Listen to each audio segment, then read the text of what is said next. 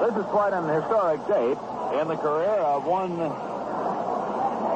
Charles Dillon Casey Stengel.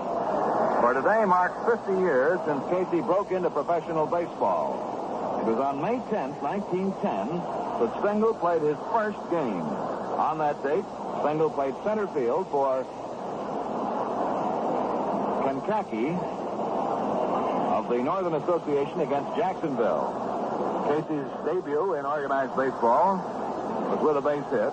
He had a single, stole a base, but his ball club lost the game 3-2. So Casey has seen a powerful lot of baseball in the last 5 decades, and quite an anniversary and quite a record that Mr. Stengel has compiled, not only as a manager of the most successful team in baseball, the New York Yankees, but also a very fine record as a player. 50 years, and so our congratulations to Casey Stengel. Wonder if he can remember all the details of that first ball game. Johnny Temple leading off for the Cleveland Indians as it's play ball time at Yankee Stadium.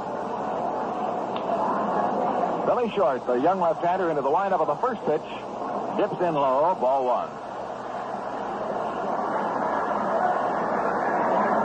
Johnny Temple, right-handed hitter.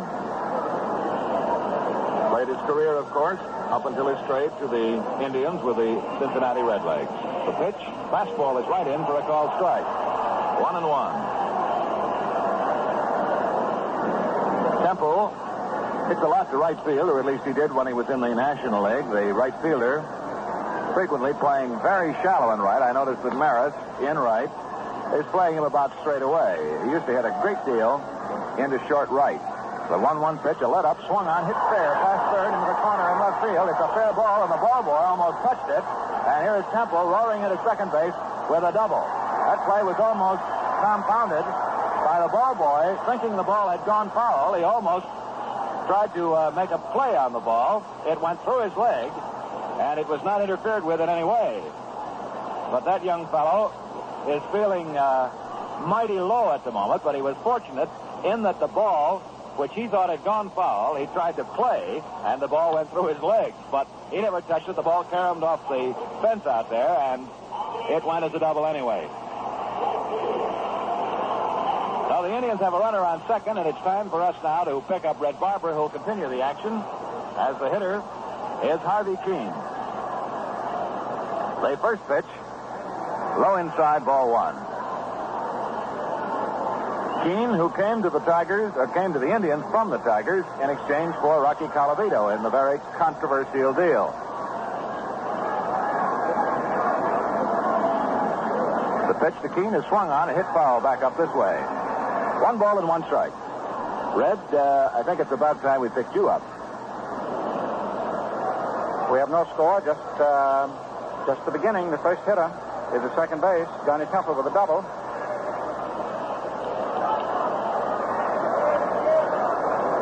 Red Crest coaching at first base for Cleveland. JoJo White coaching at third. 1-1 pitch here. The curve swung on and fouled back in the Howard's mask, and it got Elson also on the right shoulder. All right, 1 ball, 2 strikes.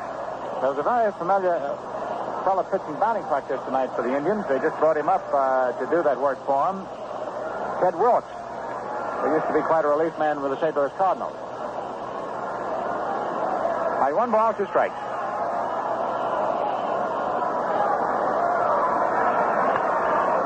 Short looks at second, pitches, and Keene takes a curve low inside, ball 2. 2-2. 2 balls, 2 strikes. 50 years ago today, out at Kankakee, Illinois, a young ball player played in his first ball game, Casey Stengel. He got a base hit and stole a base. And here, 50 years to the day later, he's over there managing in the Yankee dugout, watching his kid southpaw take on these challenging Cleveland Indians. No score. Change of pace is swung on, and left foul back. First base, Cowan can't quite come up to it. And it is still 2-2. Moose gave it a good try. It was a low foul ball. Couldn't quite get back. A half step short. Folks still coming in. The next 2 days with Cleveland, at 2 o'clock.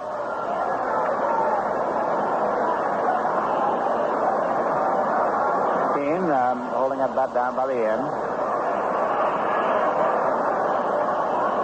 Jimmy Pearsall waiting on deck. The pitch is low inside. A curveball, ball 3. 3-2. 3 balls, 2 strikes.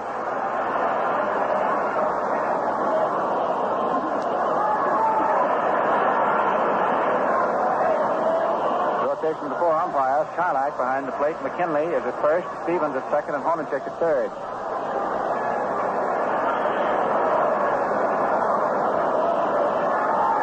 Short in his pitching position with the runner at second, delivers low, ball 4. So a double by Temple is followed by a base on balls to Keene. And here is Jimmy Pearsall, who's playing left field tonight for the first time that he's ever played it at the stadium. Pearsall hitting 306. He just hit his way into the outfield.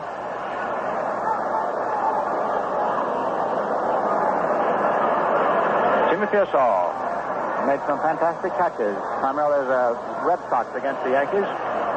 Right-hand batter. The infield has to be looking for the bunt. Runners at first and second, nobody out, no score. And Pearsall bluffs the bunt, takes a low curve, ball 1. Short has walked a half a dozen in each of his 3 previous starts. Howard goes out to mound to talk to him.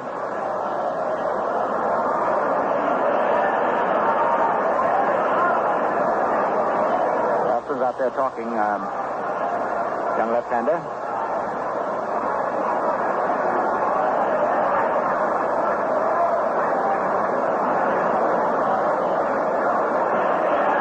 Cleveland got off to a slow start, but the club has been rolling. Outfield back into right on Pearsall. They're not playing into full. Temple off second. Keene off first. Pearsall swings the ground ball to short. 2 back over to Richardson. 1 on the first base into the dirt, and Scoggins comes up with it for a double play. Temple moves over to third base. So they let Pearsall hit.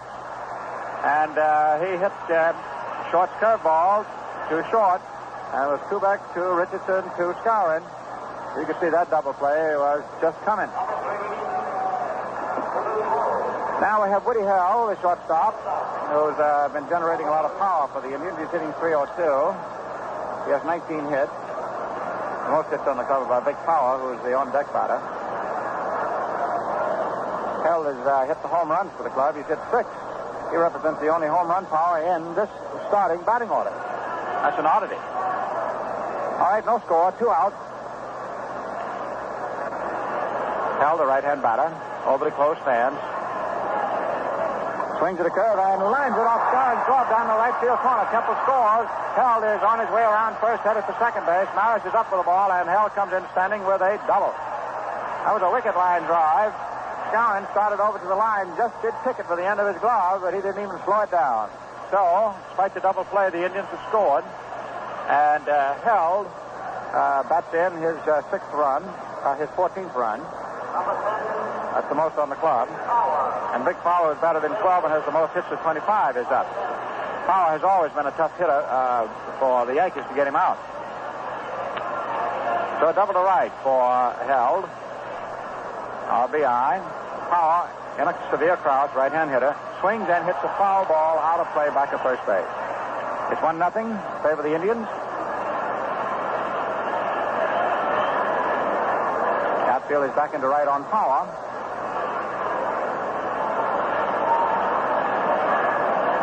The third base coach, Jojo White, keeps reminding Held at second base to get going on anything. 2 out.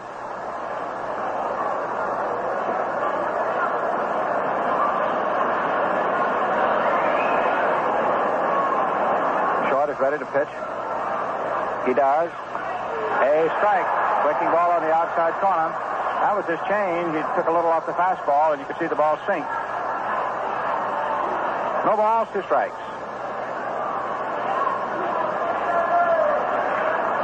Nothing in 2.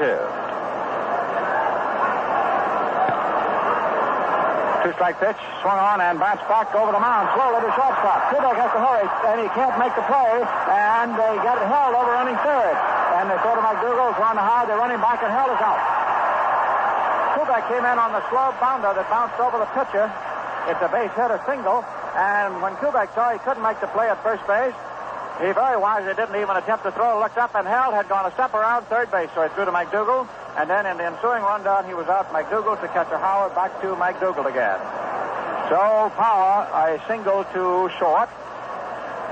And it is 1 run on 3 hits, 1 man left. Held was caught in the rundown, overrunning. The shortstop to the third baseman, to the catcher, to the third baseman.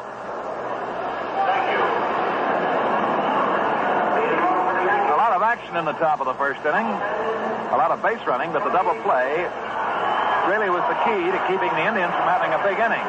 Came up with 3 hits, but scored only 1. 3 hits and a base on balls. But the old double play ball, plus some headwork on the part of Tony Kubek, kept the Indians from causing more trouble than they did. All right, here's Kubek and Perry. The fastballer's first pitch breaks inside, ball 1. Perry is a long, angular boy, standing well over 6 feet tall, who broke in so dramatically against the Yankees last season, striking out the side in a relief appearance. The next pitch is swung on and pulled foul into the seat in right field. Tony really came around on that and laced it sharply in among the spectators well down the right field foul line. Defensively, it's Strickland at third. The shortstop is Woody Held. Johnny Temple is at second. At first is Vic Power. Pearsall is in left. Hardy in center. Keane in right. Romano catching, and Perry's pitch just a little bit high. Ball 2 and strike 1.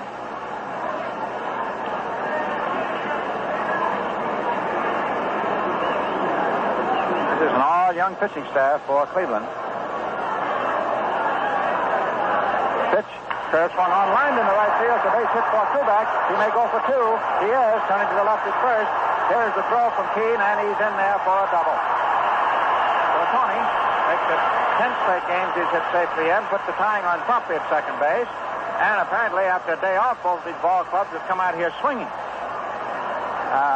The Indians weren't scheduled for one, but they got it because of weather in Boston yesterday. So Tony now gets his hitting string into the double figures. 1-0 Cleveland. And the batter is McDougal.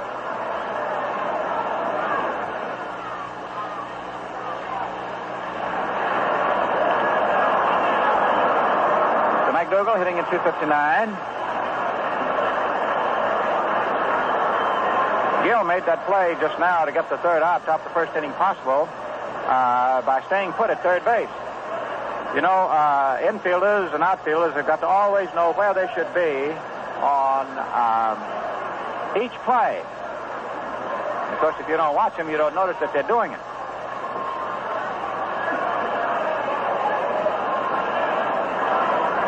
Kubek leading down off second. There's a curve over for a called strike to McDougal. 0-1. Jim Perry pitching. John Romano catching. Vic Power at first base. Johnny Temple. That's the big fellow they got in the winter from Cincinnati is at second.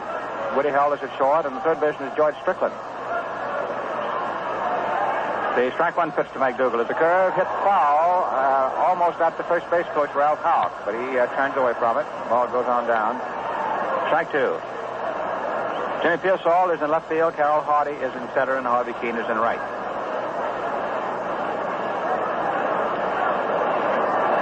No balls, 2 strikes. Cassetti coaching at third base. Ralph Houck at first.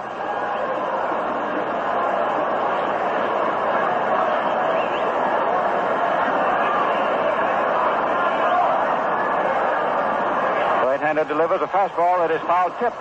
And it's Nick Charlock, the plate umpire, primarily on his chest protector, outside chest protector. 1-0 Cleveland, and the Yankees have had Kubek lead off 5 out of 8 games with a base hit, and this one is a double, so the tying runs at second base. Three other games in the American League are tonight. The 2-strike pitch, fastball that is foul tipped, and it hits Charlock in the chest protector again. That's successive pitches that he has been hit. You know, that chest protector doesn't exactly absorb it all. I think this last one shook up Nusted.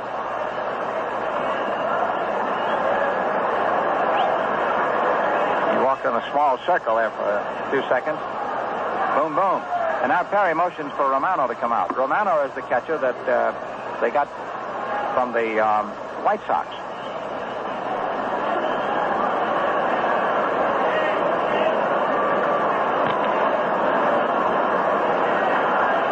Now Charlock is going out to break up this meeting between the pitcher and the catcher and saying, let's go, fellas. Big night game. A lot of fine folks there in the stands.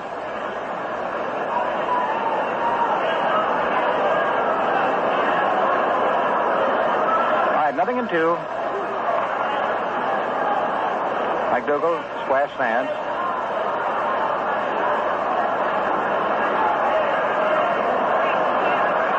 Perry checks the run at second, pitches, and Gill swinging hits a ball foul down in the right field corner. Still 2 strikes.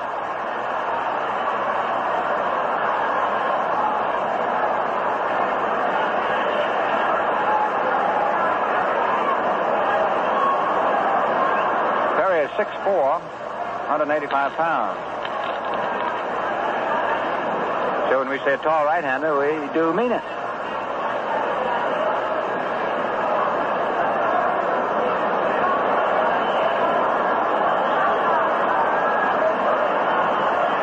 Perry in position. Kubek bluffs going off second. The pitch is swung on as a high fly ball out to Pearsall in left field. He's waiting for it, waiting for it. He has it. So we have one out. Up now is Mickey Mantle, who has hit safe in his last 13, batting .321.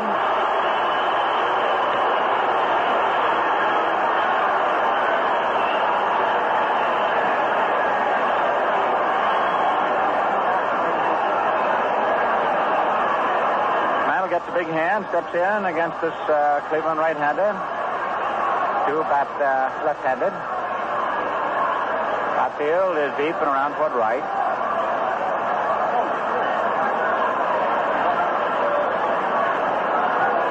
Perry takes the sign from Romano. The pitch, fastball inside, low, ball 1.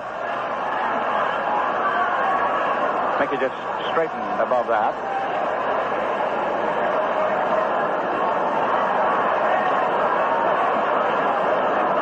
1-0 favor the Indians. The pitch is high and inside, ball 2. 2-0.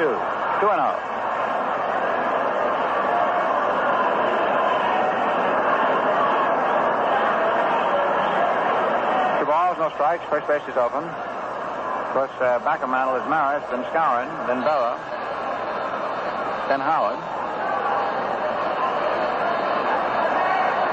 Right now, Maris is the hottest hitter in either big league. Pitch is a curve inside, ball 3. 3-0.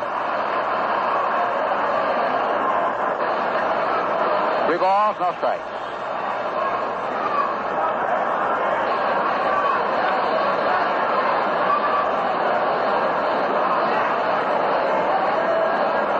Mickey waiting.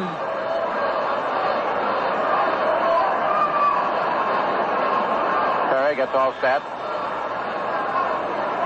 Pitch is outside, ball 4.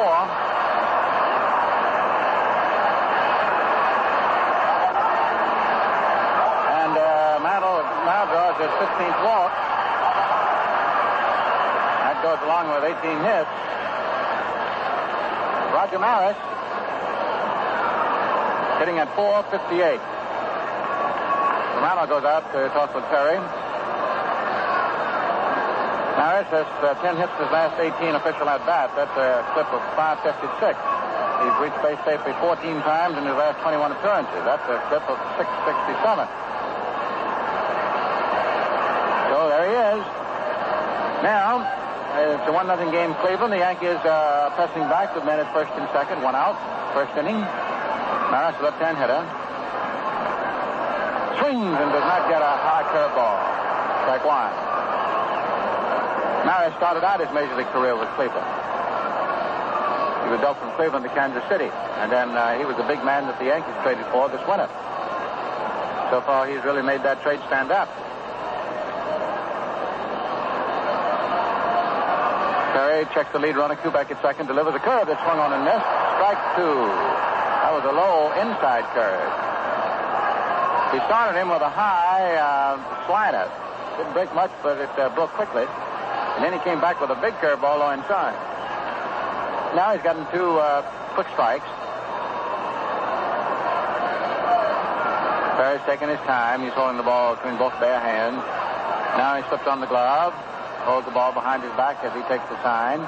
Comes down out of his stretch. Stops. Checks second. Head bob.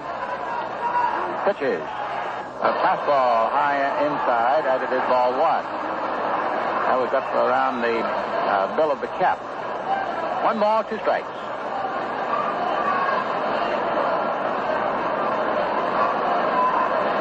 Kubek at second. Mantle at first. 1-0 favor the Indians. Had a lot happen so far in this first inning. The pitch is swung on, foul back. That was a fastball that seemed to me to be on the inside, hand high. Maris had to protect the plate. The Indians had 2 doubles, a walk, and a single first inning, and only got 1 run.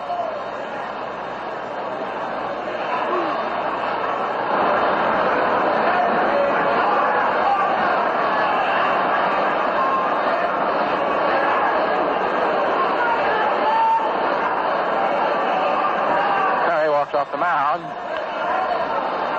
Apparently as part of his strategy when he gets a couple of strikes on the header to let him wait.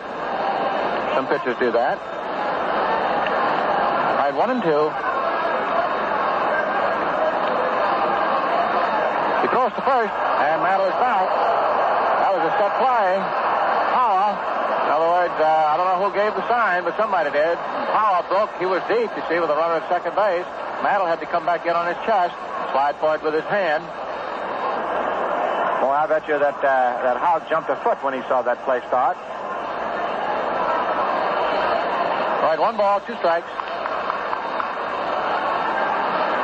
Merrick waiting, batter's box, left-hand hitter.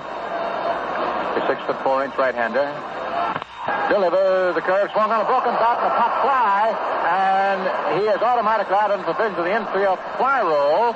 And the hitting part of the bat flew into the stands, I would say a dozen rows back of the Yankee dugout. And right now the spectators are looking to see if the bat struck anyone. Number 14, Bill Flowers. And he must have hit Maris right on the fist, as they say, and snapped off that bat because the hitting part went over in the stands back of the Yankee dugout. All the Yankees on the top of the step looking back in. The pop fly went to the shortstop, and for the protection of the runners, the infield fly was invoked, so Maris is automatically out. And apparently nobody was hurt. Spectators sort of waving over there while the bat went. And here's the Mighty Moose. Scouring up, 2 down, and there's a call strike. He buzzed that one over the inside hand high. Scouring hitting at 333. Correction, Scouring hitting at 400. 26 hits and is batted in 20. 1-0 Cleveland. Perry pitching very deliberately. Since Kubek opened up on him with a double. You get Tony Still at second, Mantle at first. Scouring swings to the curve. Strike 2.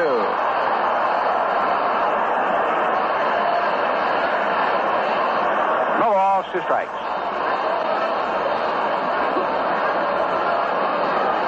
At the rear of pitcher's mound, pulling with a rosin bag, looking at the dirt. Rubs up the ball. And that is certainly his pattern. If he gets 2 strikes on the hitter, he's going to make him wait. All right, now, Jim Perry up on the mound. Another head bob check at second. Pitcher, the curve. That is foul back. 0-2. The lights on on for the first night game of the season at the stadium. This is the start of a big series. Big for both ball clubs. Single games for the next 2 afternoons, Wednesday and Thursday.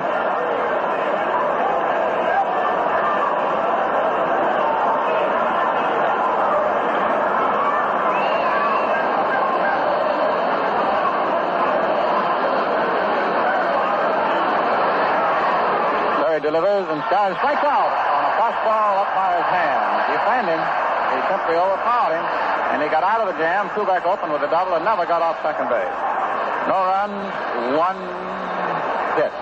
Well, friends, in the first inning, we have had an aggregate of 4 hits, 3 of them doubles, 2 bases on balls, and yet out of it has only emerged 1 run, which Cleveland possesses. So the score at the end of the first inning is Cleveland 1 and New York nothing. And let's pause for station identification. You are tuned to 1460 on the radio dial. This is WOKO, Albany, New York. The time is 15 seconds on the WOKO clock, 8:30. Temperature is 58 degrees.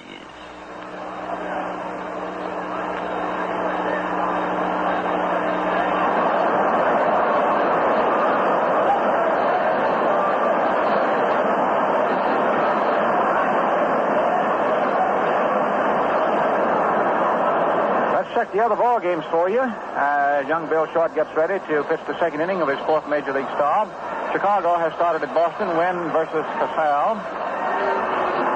And the White Sox didn't score their first lick. Kansas City at Baltimore, Hall against Wilhelm. And at the end of an inning and a half, it is 1-0 in favor of the Athletics.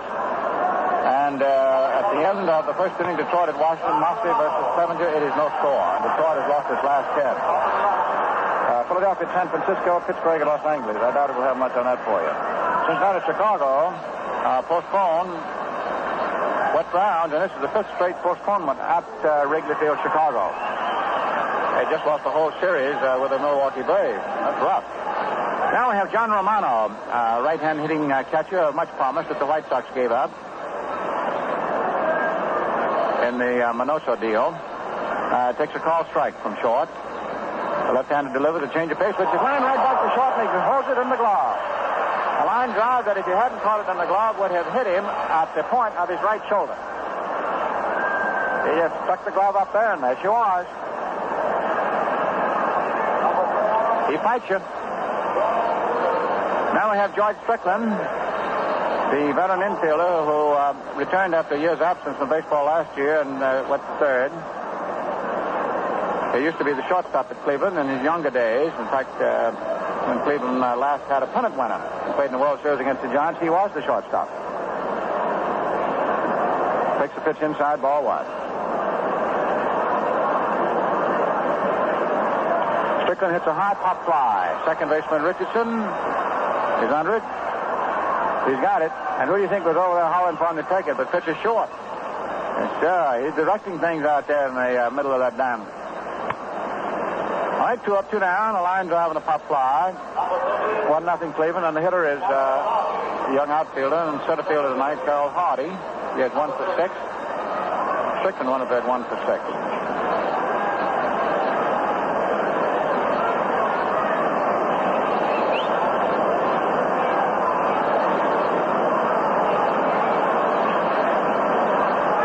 Pitch is the curveball over for a call strike, and when it looked as though Hardy might have had a bunt notion, Short was off that mound like a rabbit starting for the third baseline.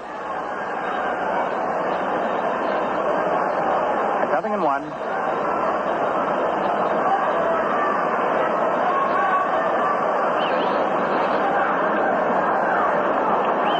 Hardy, right-hand batter, swings and grounds it foul.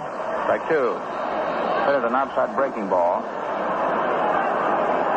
The ball is retrieved, but childlike for inspection. It passes inspection and continues as the ball in play. And 0-2.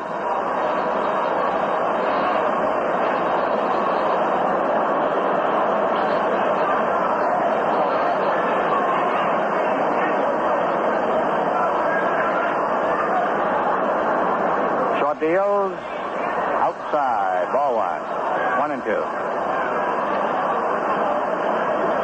thought Tommy Holmes in the Herald Tribune this morning had a very fine story about this young pitcher and about the Yankee pitching staff, his present status. 1-2 pitch, change of pace, swung on and hit foul down in the left field stand. Down in the corner. 1-2.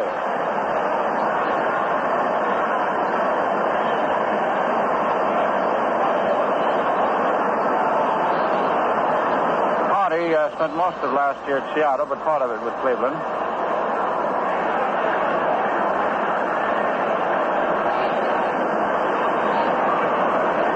This was the fellow who was a big football star, remember, Colorado. 1-2 pitch, swung on at a high foul. Out of play back of the Yankee dugout.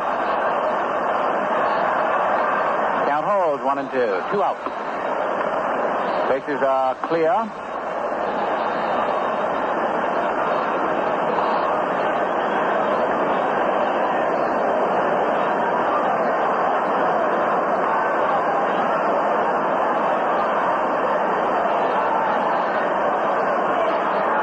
1-2 pitch is swung on, a ground ball hit to Skowron, who's up with it, and Hardy is out. He was swinging late, got to the first baseman, so there's nothing across. And the score at the end of an inning and a half remains Cleveland 1 and New York nothing. Right? And Yogi's hitting at 333. Left-hand batter.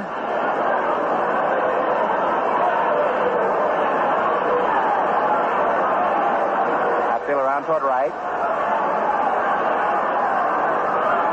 Yogi takes a pitch low inside, ball 1. I'm watching where Johnny Temple is playing. He's pretty well over toward first base and at the edge of the grass. We were interviewing him before the ball game down in the dugout. And he's a very pleasant and intelligent spoken young man. Pitch high outside ball 2. And he volunteered the information that it was real tough to come over into another league where you didn't know the pitches, how to hit at them, how big their curves are, how hard they threw the ball. And also that you just did not know where to play the different hitters. But he's working at it, he says.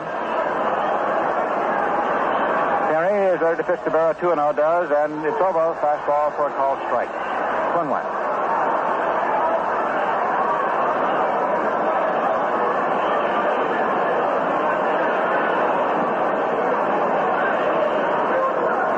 First hitter last of the second inning. 1-0 Cleveland. The Yankees at bat. Barrow swings, and there's a high foul that is close to the stands and back behind the Vistas dugout.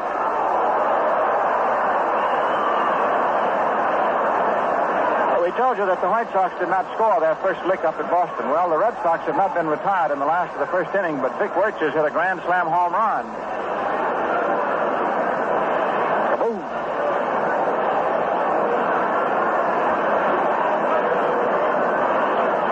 Early Wynn is having his troubles getting going this year. All right, 2-2 to Yogi.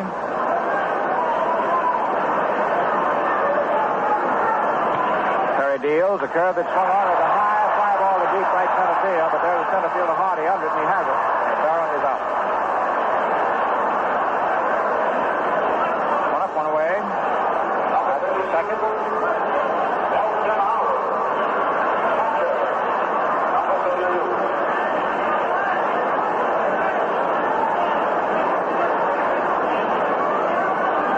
Nelson Howard.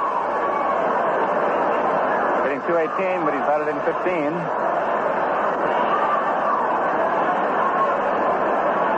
Right-hand hitter, over the close stance. Feet pretty well spread out. Takes the fastball too low. Ball 1.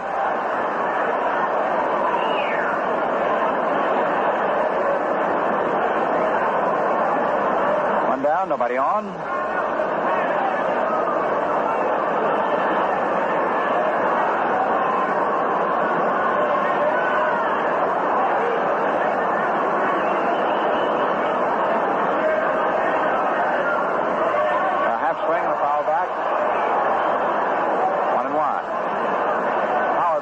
Check his swing.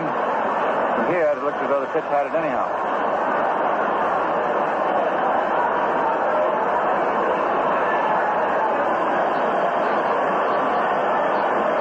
Make no mistake, this Cleveland club has some fine young arms. And they took the gamble when they traded Mike Lister in the winter that the young fellows could do it. Fastball is in there. Strike 2. 1-2.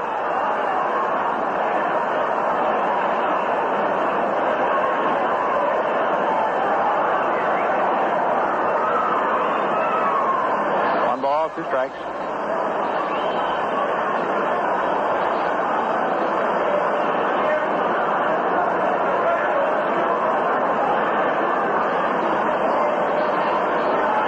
Deals, misses with a fastball low inside to the knees.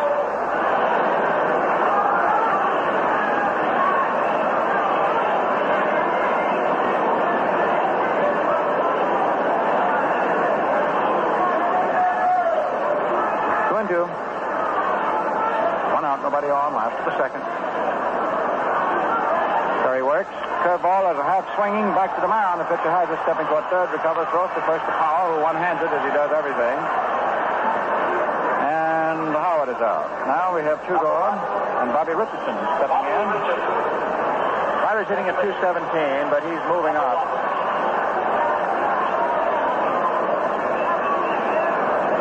He's had 5 hits in his last 13 official trips. Outfield shades him a step into left.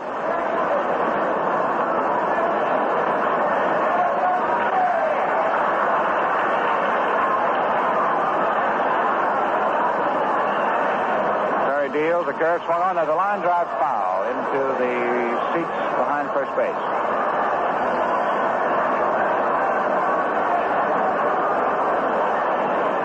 Folks over there have been kept looking. They've had a couple of line drive fouls and half of a bat.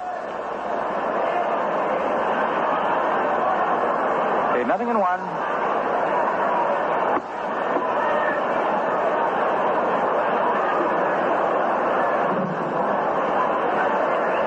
Delivers, snaps it right over. Tall, strike 2. He's very tall, 6'4". He's quite lean, and he is very loose. And when he starts into his full pitching motion and pumping, when there's nobody on, you can tell that he means it.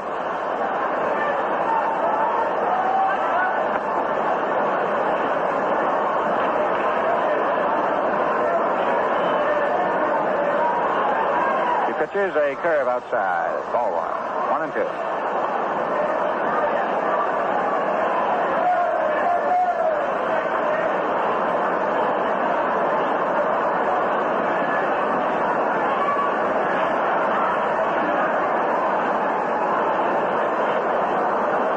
Terry taking his time with 2 strikes on the batter. 2 out. Deals curve that is foul back.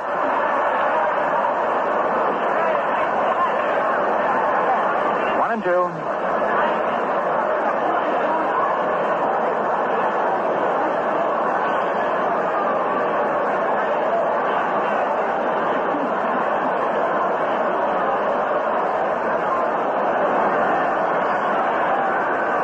Pitch here, the curve swung on, foul back again.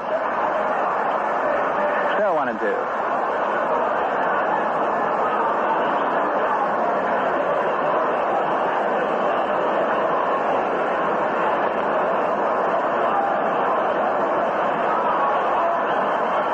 Pitch is a fastball swung on, hit out to left center field. Pearsall is going back, and makes the catch. Boy, he can go get him. And he made a very fine running catch on that one. So we have an afternoon game. Cincinnati and Chicago is postponed due to rain. Jim Perry leads off as we go to the top of the 3rd inning. Short's first pitch to Perry is swung on and lofted into right center field. Mantle moving over and has plenty of time to make the catch. He reached across the plate, got under the ball, popped it up into comparatively shallow right center field. 1 out, and that brings the top of the order up again. Johnny Temple, who opened the game with a double and came around to score the 1 run the Indians were able to get in the 1st inning, despite the fact that they got 3 hits, a base on balls. A double play, however, nullified the chance for a big inning, and then a cutoff play at third base in which a man was trapped finally retired the side. With a call strike to Temple. Off to a fine start for Cleveland. He has 19 hits for 73 at-bats. Hit safely in 10 straight now. right-hand batter. Swings and fouls the ball the upper stairs back to first base. Johnny knows that he is small as players go. He doesn't try to hit the ball out of the park. There's not a park this size. He's a sharp hitter. Fine fielder, quite a competitor. And the word down the Cleveland dugout is that he's become the boss man of that infield. Unofficial captain. The two-strike pitch. Swung on, grounded down, too short. Two back from the hole, and throws him out by 2 steps. So we have 2 down as the Yankees' young left-hander, Bill Short, continues working. He doesn't act like a rookie out there.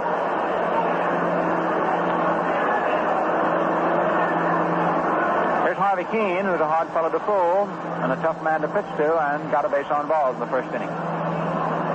Keene is hitting 300 on the nose right now. He was last year's batting champion.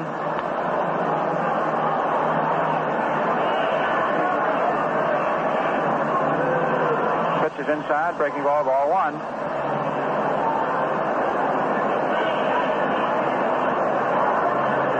One ball, no strikes.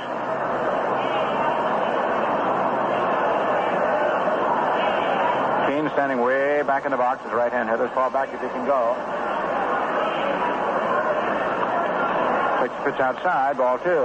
He hit .353 last year. And on the Sunday before the season opened, he and Colavito were traded even up. That news was a detonation in both towns. Curve is in there for a called strike. 2-1. 2 balls, 1 strike.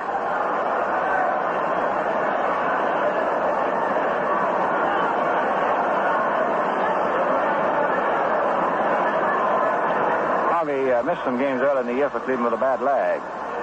Takes a change of pace outside, ball 3. We were asking him before the game began how the leg was, and he says considerably better. So I gather by that it's not completely well, but he's playing. All right, 3-1. The pitch is high outside, ball 4, and Keene draws his second walk.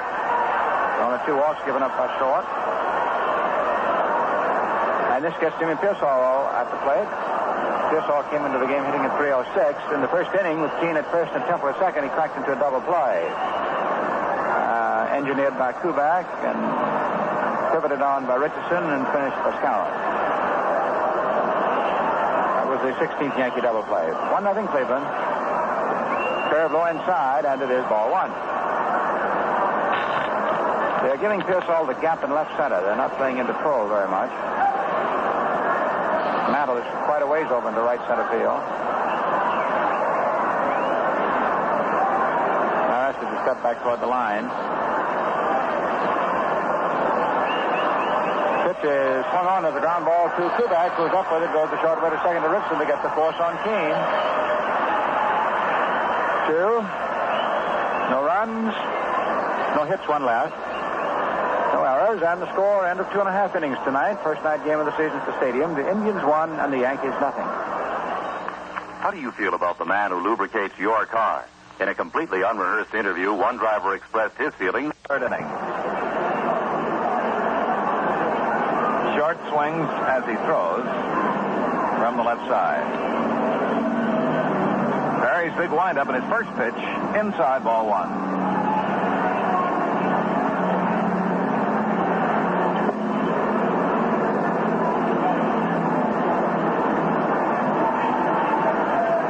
Here's the 1-0 pitch. Taken right in there for a called strike. 1-1. Fastball fouled off.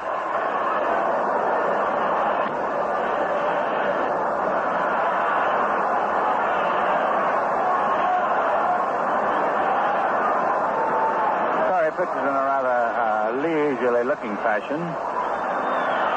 Deals, and it is strike 3. Gave him a quick little curve. Took him out. Second strikeout. 1 down. Now here is Kubak, who doubled in the first inning, but never got off second base. They are setting the outfield a step toward right on Tony. they're moving it back. They're moving Hardy back over into left center field and giving Kubek the gap in right center. Kerr's pitch right down in there for a strike. He's throwing outside of his curveballs. He's throwing everything pretty hard. He's had a good strikeout record since he's been a professional pitcher. There's a fastball swung on and hit high toward right center. Hardy going back is under it. He has it. Now we have 2 down. 1-0 Cleveland.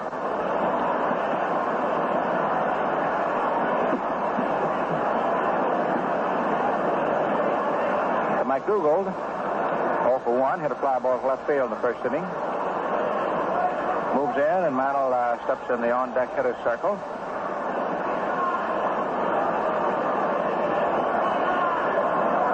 Outfield shading Gill into left. Pitch is a low curve, too low, ball 1.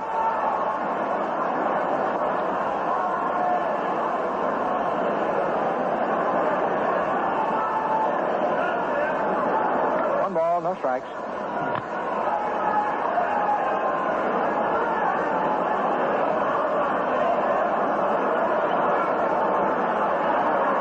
Right-hander deals a curve over. That was on the target. 1-1.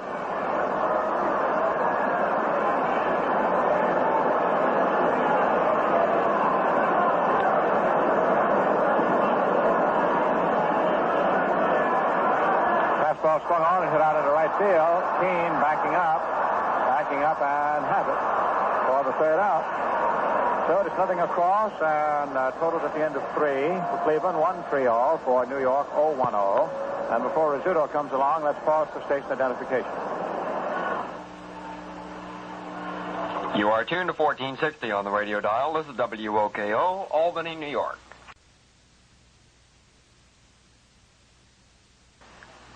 On the WOKO clock, it's now 4 1/2 minutes before the hour of 9. Temperature is 58 degrees. Okay, Phil. A moment ago, I saw that Short had to pull his back foot out of the way from a curveball. Almost hit him. What's this tale you tell about swinging at a pitch that did hit you? Yes, that's true, Red. I did swing at a pitch one time, and it hit me, and I thought I'd be allowed to take my base. But the umpire told me that I was wrong. Once you swing, no matter what happens to the ball, it's a strike. Do you remember who threw the curve? No, I don't know. Let me see. Want me to help you? Yeah, go ahead. Bobby Shantz? Oh, man, and he's got... Oh, now I remember. Oh, that's when little Bobby was in his heyday, boy. He was the MVP in the American League pitching for the Philadelphia Athletics. And he still got a good curveball, but he had a dandy then. And we've got a dandy of a ball game going on right now between the Indians and the Yankees, with Cleveland leading 1-0 here in the top of the 4th. And coming up to bat, the man who drove in the only run of the ball game, Woody Hale, with a double to right field, driving in Johnny Temple. Billy Short out on the mound. The left-hander ready, kicks, delivers a curve that's high, ball 1.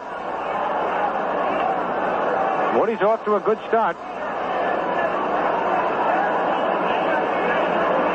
20 base hits and 64 times at bat. That was his first double of the year. He has a triple and 6 homers.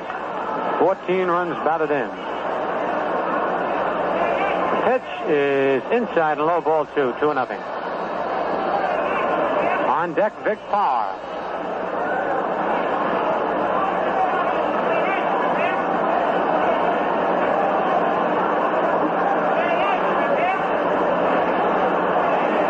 Here's the windup by Short. Curve hit deep to right field, but curving foul. And Woody Hale has plenty of power. To all fields.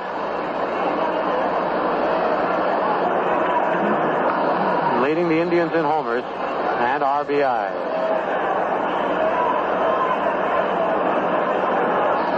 Two balls, one strike on the power-hitting shortstop. Slow curve is on the outside corner, called strike 2. 2-2 the count. Nestor Shylock calling balls and strikes. Short goes to the rosin bag.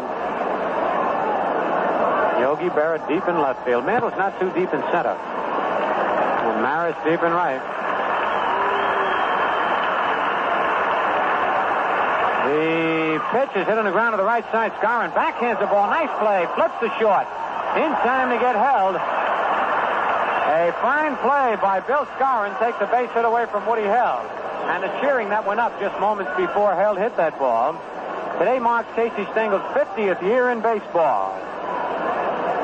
Casey broke in a pro ball May 10th, 1910. Wow, he played center field for Kankakee of the Northern Association against Jacksonville. Casey had a single, stole a base, but his team lost 3-2. Matter of fact, Stengel batted fourth that day. Ball one outside to Vic Power. Power beat out an infield single. And on a heads-up play by Tony Kubek, he faked throwing to first base. Woody Held rounded third, and they held up between home and third, and he was thrown out. The 1-0 pitch, slow curve, is in there for a called strike, 1-1, and Vic Power has got a puzzled look on his face. He was walking up on that pitch and just couldn't wait. And the ball floated right by him about belt high. Power just swings the bat back and forth, real low, then crouches. Here's the 1-1 delivery. Another slow curve popped in the air in short left field. Yogi coming in fast and makes the catch. Yogi got a good jump on that Texas Leaguer.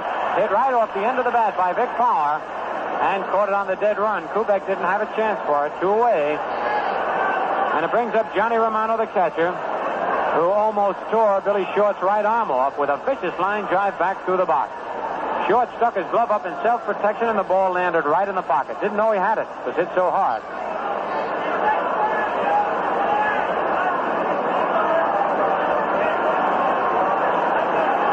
Two out, nobody on. Cleveland 1, Yankees nothing. Top of the 4th. On deck, George Strickland. Here's the first pitch to Romano. Fastball inside, ball 1.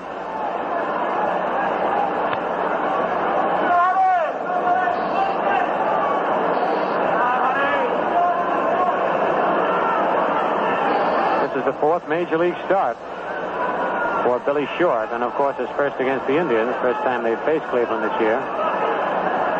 Curve hit in the ground to third. McDougal on one hop. Throws to Skowron, and that's all for Cleveland. The Yankees have been restricted to 1 hit over the first 3 innings. Mantle, then Maris, and Skowron. The power part of the Yankee order. The first pitch, Mantle takes a pitch outside, ball 1. The Indians pick their run up in the first inning.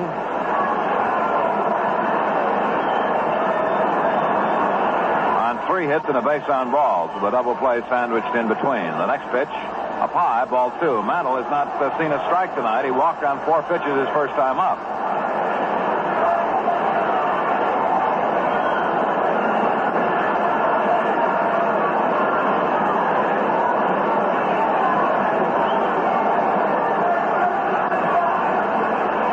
Mantle 2-0. They pitch.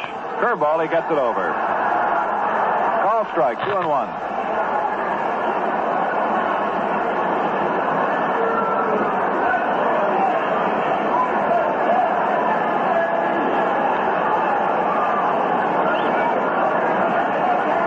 Here's the 2-1 pitch. Mantle takes inside. Ball 3. 3-1.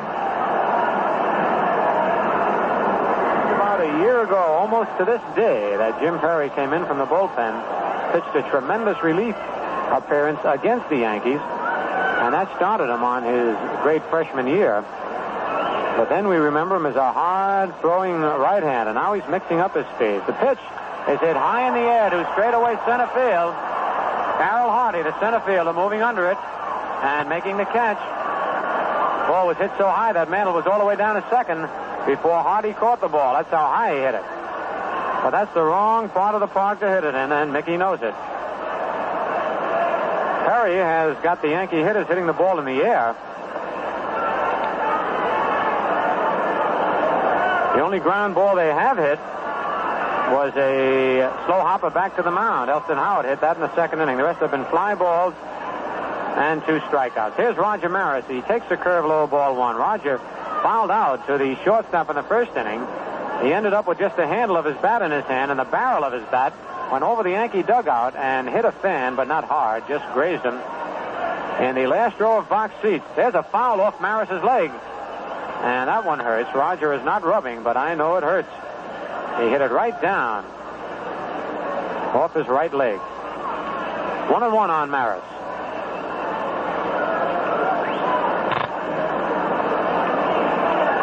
Maris came into the game leading the majors in hitting with a .458 average.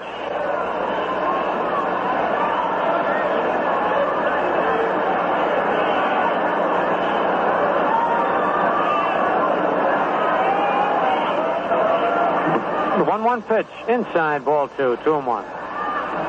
Perry is trying to crowd Maris with that fastball and curveball. On deck is Bill Scarron.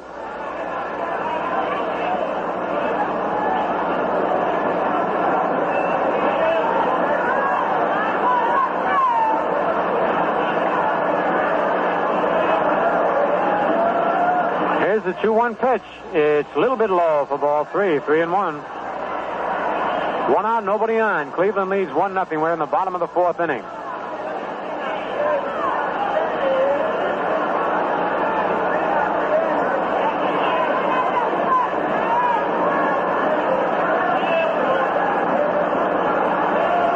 Here's the 3-1 delivery. It's fouled back on the screen, and it sticks in the screen.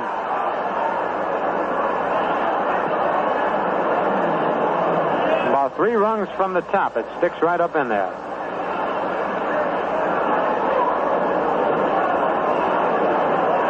Full count on Maris. Ready for the payoff pitch. Here it is. It's fouled back. And in the mezzanine. Fans are having a lot of fun tonight with these foul balls, and there have been plenty of them. Nice crowd here, but it would have been a lot bigger had the weather been nicer during the day. A lot of people shied away because of the forecast. The curve inside, ball 4, he lost him. And that's the second walk given up by Jim Perry.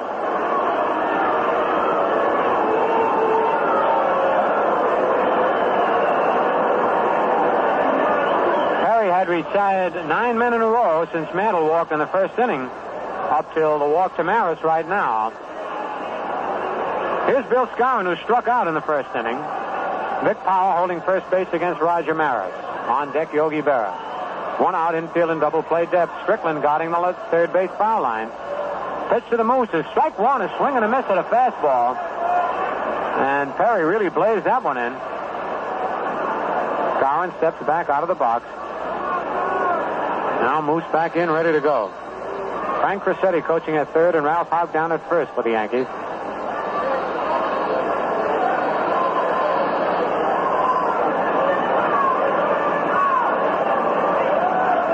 Perry sets, checks Maris, throw to first, Roger back. Vic Powell, who is really a fancy fielding first baseman. He can do magic with that first base glove. Again, the stretch. Pitch is strike 2, a swing and a miss, and that was a bad high fastball. Moose again steps back out of the box. As plate umpire Nestor Sherlock dusts off home plate. Now Scarron's back in. Seems a little puzzled by the fact that Perry's throwing the fastball by him. 0-2 on Scarron. 1 away. Perry sets again. The pitch, curve, hit on the ground to third, and foul. Backhanded by George Strickland, as Perry tried to sidearm Scarron with a curveball, but the Moose was ready.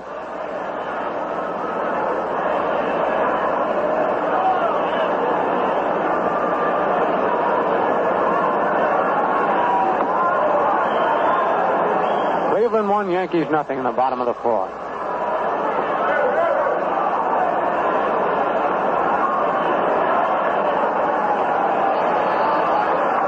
Here's a stretch. Quick throw to first. Maris back in plenty of time.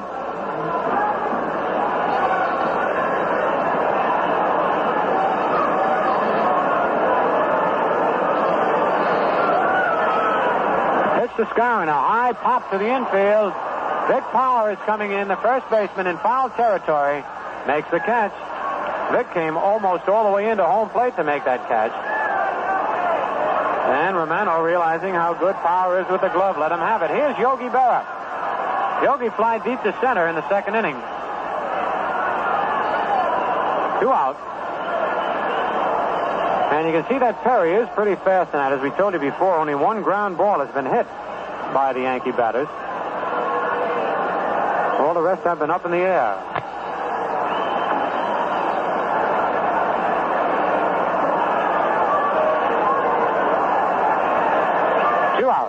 Maris leading off first base.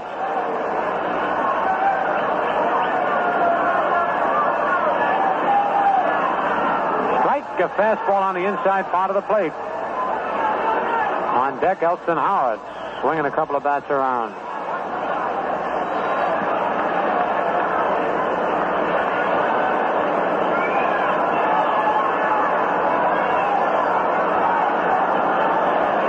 Here's the stretch by Perry. Pitch to Yogi is popped in the air to the infield. Big Power. No, now George Strickland, the third baseman, calling for it near the mound and makes the catch, and he almost dropped it. Perry was yelling for Power to take it, but it was on the third base side of the pitcher's box. And another pop-up by the Yankee batters. Perry blazing that fastball in, making them pop it up for the Yankees in the bottom of the 4th. No runs, no hits, no Cleveland errors. 1 man left, and the score at the end of 4 full innings. Cleveland 1 and the Yankees nothing.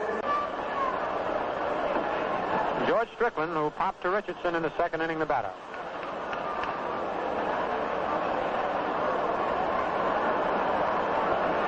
Billy Short out on the mound. The left-hander's first pitch is a curved inside ball 1.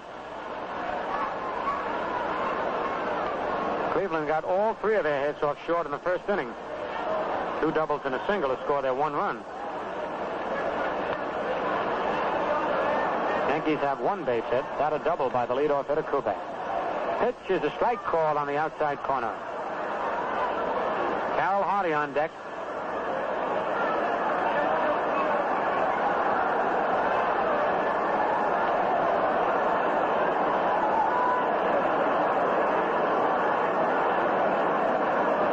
Here's the 1-1 delivery. Slow curve is in there. Strike 2 call. You know, from here or from the stands, that changeup curve looks easy to hit, but when you're up there at the plate expecting a fastball or a fast-breaking curve, the bat seems like it's stuck on your shoulder. You just can't break it away.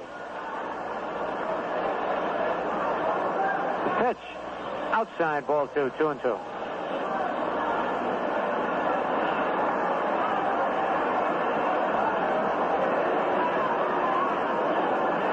Nobody out, nobody on here in the top of the 5th. Cleveland leads 1-0.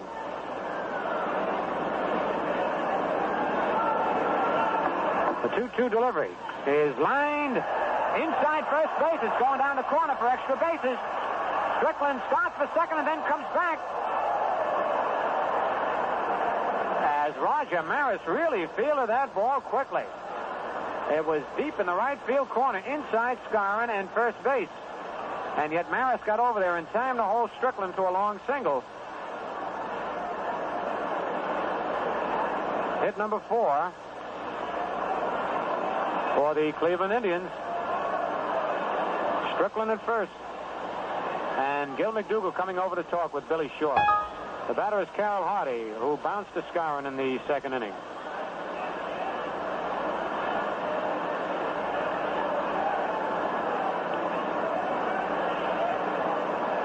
Nobody out.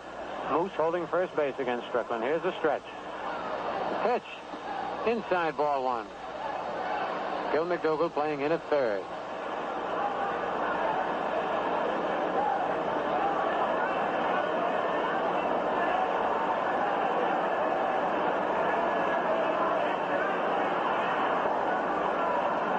Carroll Hardy, the right-hand hitting center fielder. Takes a curve over for a called strike, 1-1.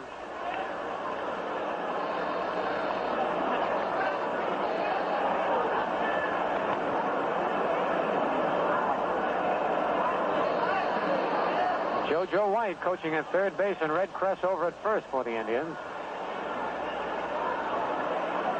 Johnny Temple is on deck, but Jim Perry is due to be the next batter.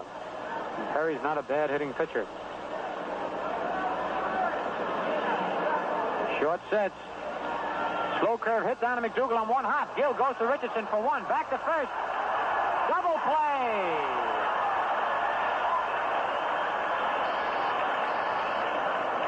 And that's as deep a double play as you'll ever see as McDougal fielded that ball just in fair territory. When he threw it, he was in foul territory. The long throw to Richardson, who's quick relay to first. Nip Hardy, who can go down the line. That's the second double play of the ball game for New York. And here's Jim Perry. Perry fly to center field in the third inning.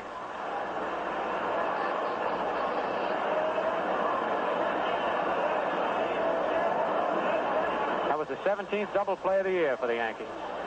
Perry takes the pitch low outside, ball one.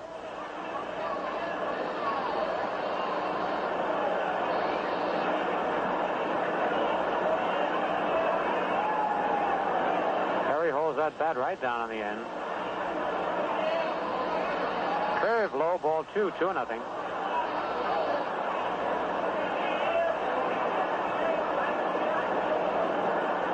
Two balls, no strikes, 2 out. Nobody on. Top of the fifth. Cleveland 1, the Yankees nothing.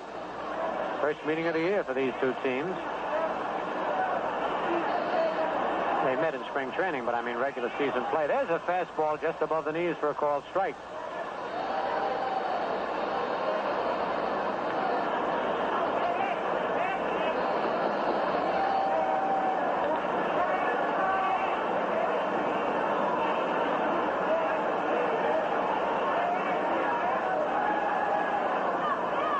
Ready, the windup. Fastball line to left field, has a base hit. Yogi fields the ball on 2 hops, and Perry's on with a line single to left.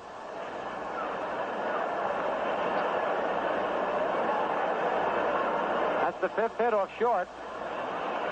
And it brings up Johnny Temple, who opened the ball game with a double just inside third base. Came around to score on Hell's double down the right field line. Temple got away to a slow start with Cleveland, but now he's picking up. Over 250. He was under 200 for quite a while. All right, Perry puts his jacket on down at first base. Skowron playing in back of the bag. There are 2 men out. The pitch to Temple is a curve swung at and fouled back, strike one.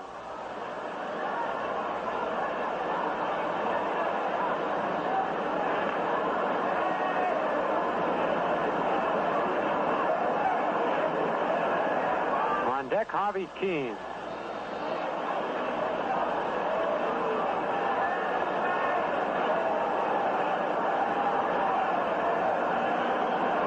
Nothing in 1, the count on Temple. Pitch. Low, ball 1-1-1.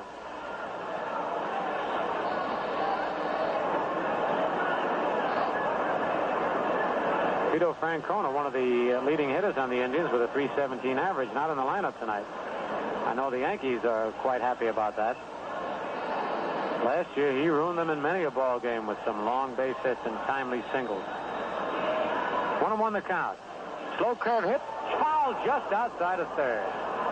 And the ball boy's up with that one. On Temple's first double, the ball boy tried to field the ball. It went right through his legs. Had he touched the ball, it would have been an automatic double.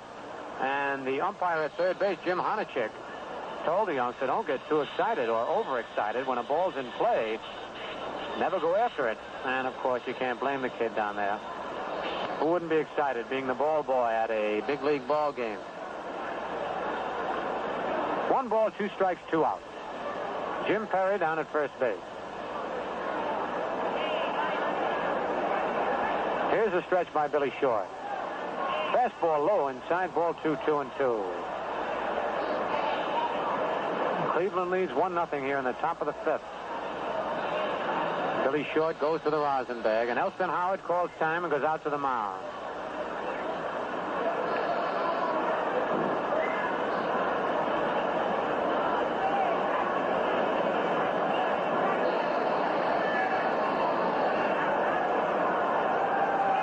Yankees have Berra in left, Mantle in center, and Maris in right. And here comes Casey Stengel out of the Yankee dugout.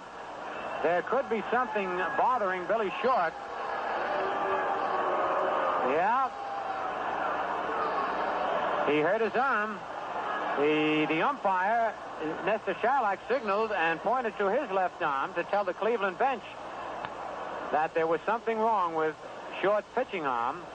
And in the event the Yankees have to bring in a pitcher, he will be allowed as much time as needed to warm up. Ordinarily, when a relief pitcher comes in, he's allowed just 8 pitches. And so Casey is walking out to the mound a little more now, and it looks like he's going to call for somebody out of the bullpen.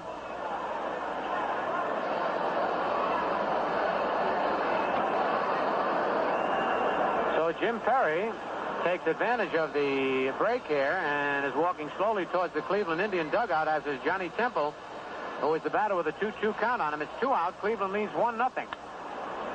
And that would really be a tough break to the Yankee pitching corps, with Whitey Ford having a sore elbow and Bob Turley, who has been out for quite some time.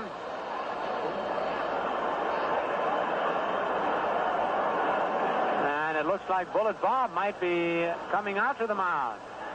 Just talking about Turley, who has been out quite some time from the last time he pitched.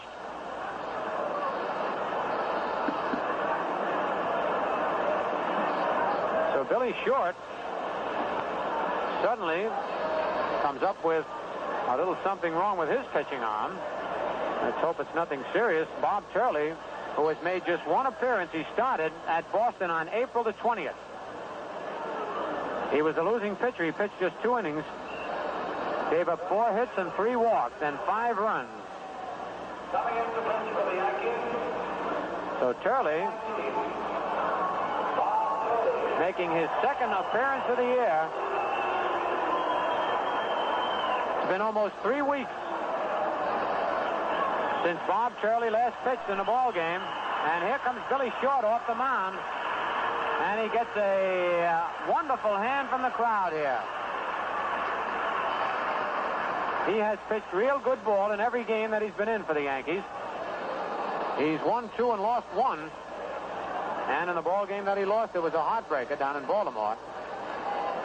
He lost that one 2-1, and Short drove in the only run of the game for the Yankees that night. We can take another look at the scoreboard while we've got the time. At the end of 2.5, the Red Sox are still leading the White Sox 4-0. Early Wynn, who's having a rough time of it this year, looking for his first win of the year, is in there for the White Sox, and Vic Wirtz hit a bases-loaded homer off early in the first inning. Jerry Cassell, who is yet to lose this year, is on the mound for the Red Sox. Kansas City is leading Baltimore 10-0 at the end of 5.5 innings. Hall for Kansas City. Wilhelm started. Fisher in the 5th for Baltimore. Dick Williams homered in the 5th with the bases loaded, so that's 2 bases-loaded homers already this night. And Detroit at Washington, 0-0 at the end of 4.5. Marcy against Clevenger. Tigers trying to break their losing streak. They've lost 10 in a row up till tonight. The National League, Philadelphia, San Francisco, and Pittsburgh at Los Angeles start later on. Cincinnati at Chicago postponed, and that's the 5th straight postponed game for the Cubs at home. St. Louis and Milwaukee not scheduled.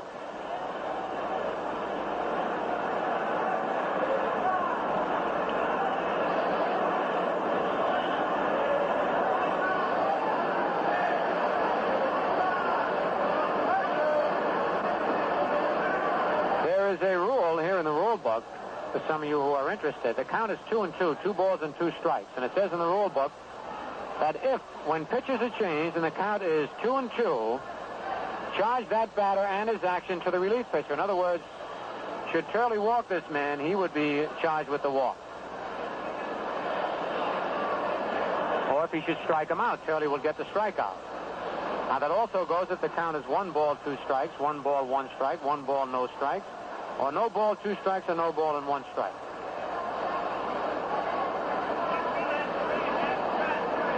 So this batter is Bob Turley's, regardless of the count. It's 2-2.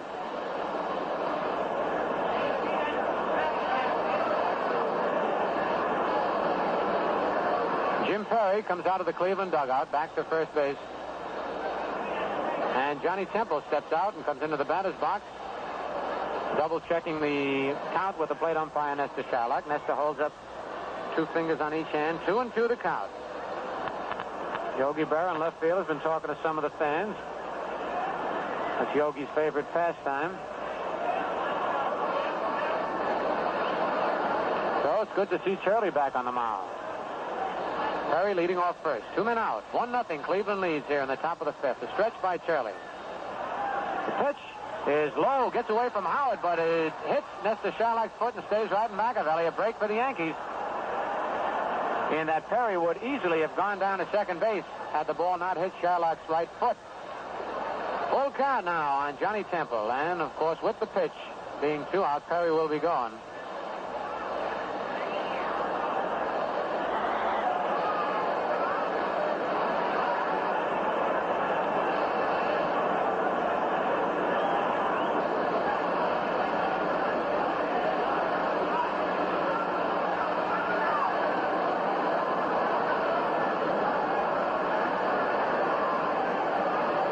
Full count on Johnny Temple. Here's the stretch by Charlie. Perry leading away. There he goes. The pitch is low outside, ball 4. And that walk is charged up against Bob Shirley. Perry down to second. Temple to first, and here's Harvey Keene, who has walked twice tonight. Has not been up officially. So Keene remains at a .300 batting average the way he entered the game. 15 for 50. 3 doubles and 3 runs batted in.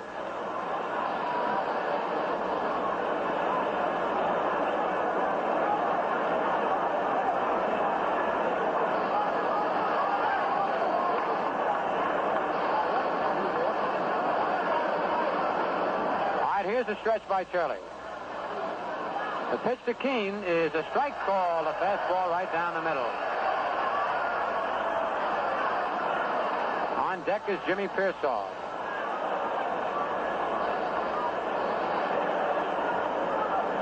Perry at second, Temple at first. Mantle shading Keene over in right center field. Maris not too deep in right. Yogi straight away in left. Pitch, fastball hit on the ground. Kubek to his left. Bobbles the ball. No chance for play. That'll be an error charged to Tony Kubek. Kubek got in front of the ball and was ready to flip it to Bobby Richardson when the ball kicked off his glove between his legs. All hands are safe. The bases are loaded. And here's Jimmy Pearsall, who has been up twice and bounced to the shortstop both times. 2 out. That was the first error in the ball game. On deck, Woody Hale.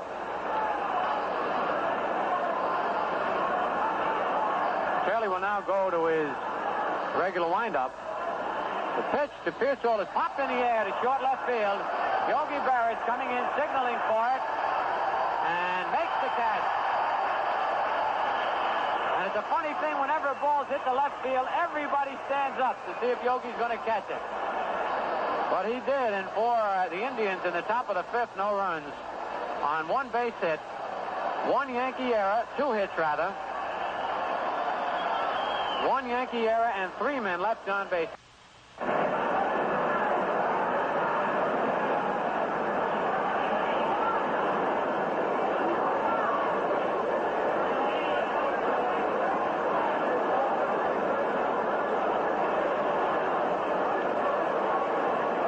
In the bottom of the fifth inning, Elston Howard, Bobby Richardson, and Bob Shirley will be coming up to face Jim Perry. Perry is being allowed a few extra warm-up tosses because of the delay.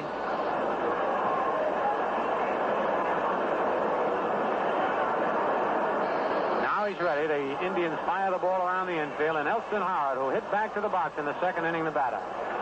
Ellie is the only Yankee who has hit the ball on the ground in this ball game.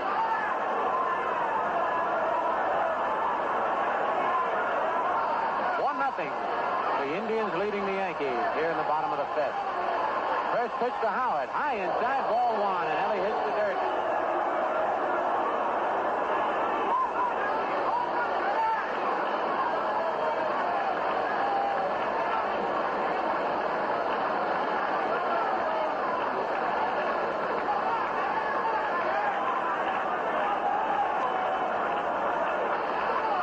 Pitch is a curve, swung at and missed. Strike 1, 1-1.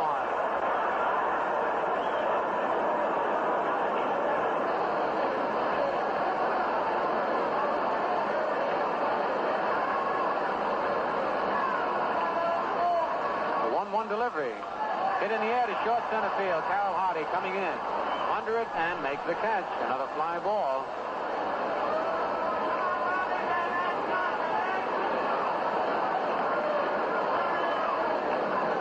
Bobby Richardson fly to left field in the second inning. The leadoff hitter for the Yankees doubled. That was Tony Kubek, and Jim Perry has stifled the Yankees' big bat since then.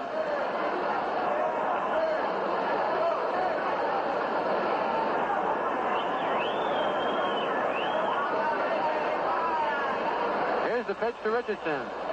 Check swing outside, ball one.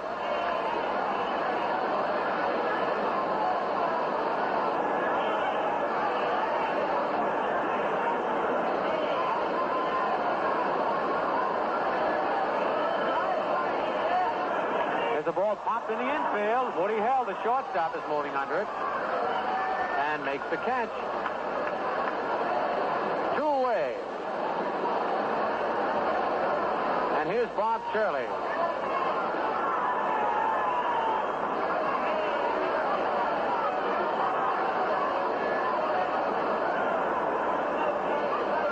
Two out and nobody on. Cleveland 1, Yankees nothing. Bottom of the 5th.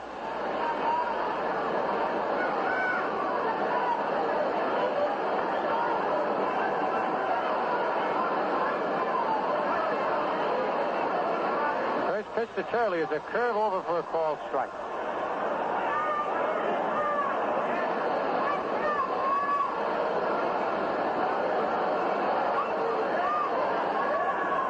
Fastball high inside, ball 1-1-1.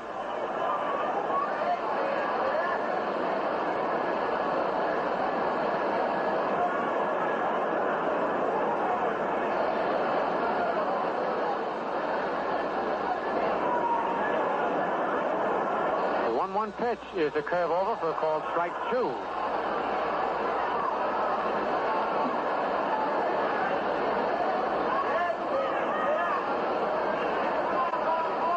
Here's the windup. Sidearm curve swung on and missed, strike 3.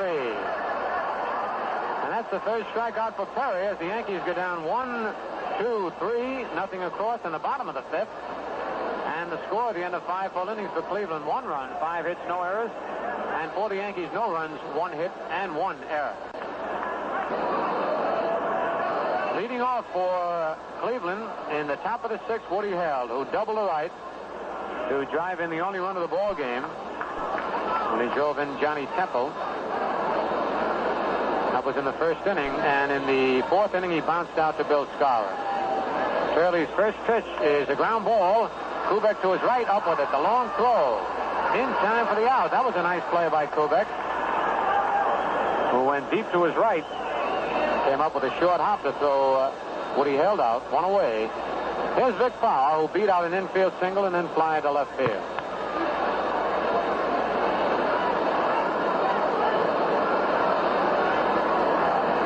Power leads the Indians in batting.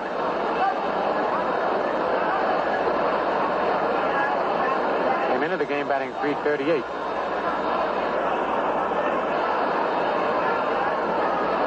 Johnny Temple, who doubled to lead off the ball game, increased his consecutive game hitting streak to 10 in a row.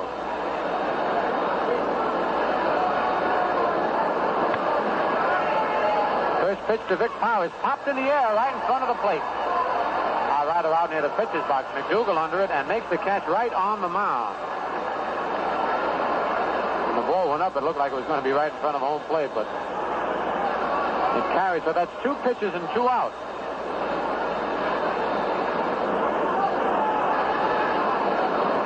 Up Johnny Romano, who lined back to the box in the 2nd inning and bounced to 3rd in the 4th.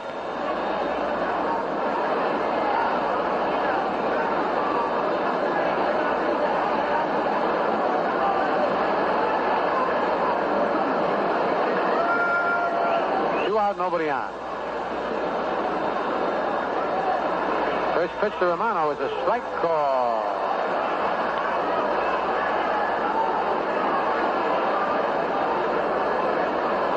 Shirley has thrown 3 pitches this inning. Got 2 men out, and the first one a called strike on Romano.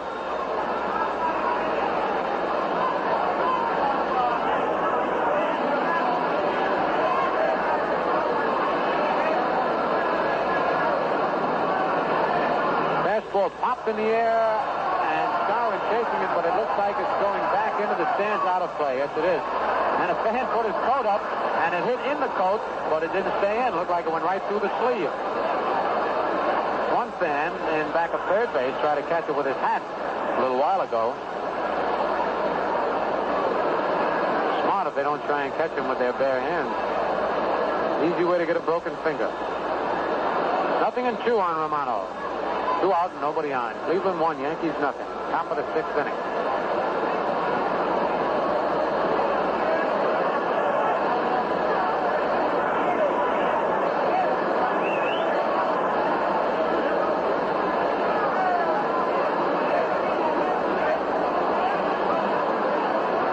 Charlie into the windup. Curve is a little bit high. Ball 1. 1 ball, 2 strikes.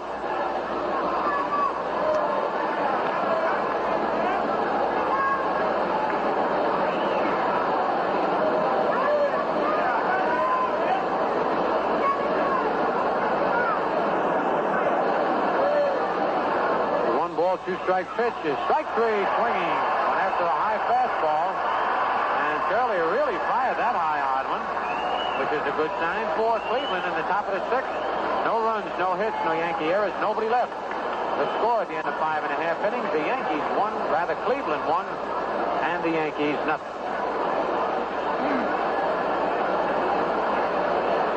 Did you ever see a great baseball player who didn't practice? Of course not. Because it takes 2 things, talent and practice, to make a good ball player. You know, it takes 2 things to make a great beer. Now, lightness is fine, but lightness alone won't do it. To really refresh, a beer must have lightness plus flavor. And that's your cue to ask the man for the crisp refresher, Ballantine beer. You see, Ballantine proves to more people every day that a beer can be light and still give you all the lager beer flavor you want. The fact is, Ballantine's a light beer with 2 lager flavor. And this delicious light lager flavor is what makes Ballantine beer the crisp refresher. So, if you drink beer for taste and refreshment, then Mr. Ballantine's the beer for you. Try it. See for yourself why Ballantine is the most popular beer from Maine to Florida. The largest selling beer in the East. Treat yourself to the crisp refresher right now. The report on Billy Short is that he felt a slight strain throughout the game in his elbow. It didn't get any better while he was pitching, so he decided to stop pitching. And right now, it's not thought to be too serious. But Billy felt that there was something not quite right, even though he was pitching a good ball game, and he was wise enough to call a halt. All right, Tony Kubek hits a ground ball at second base. Johnny Temple up with it on the first pitch. Over to Vic Powell, 1 away. Kubek is the only man to have a base hit against Perry so far tonight. 1 out. Here's Gil McDougall. Fly to left and fly to right. And that's only the second ball hit on the ground off Perry in the ball game. On deck, Mickey Mantle.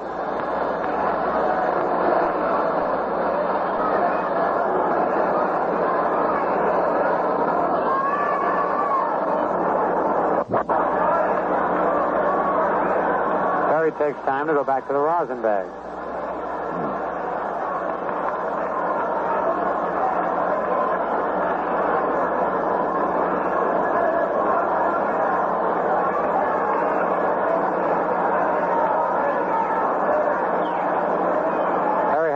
Trouble reading Romano's signs. Now he's got it.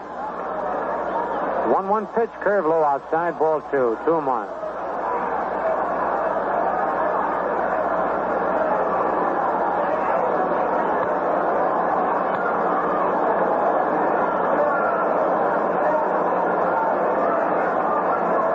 Here's the 2-1 delivery. Strike 2. A swing and a miss at a high curve ball. Gil walks all around the plate. That's his usual stroll.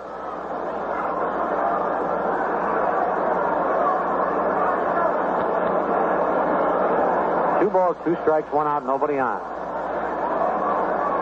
Cleveland 1, Yankees nothing. Bottom of the 6th.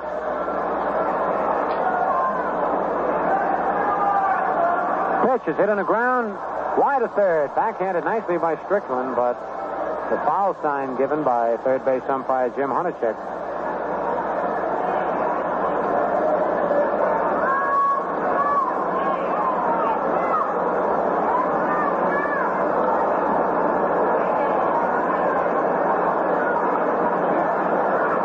2 on Gill.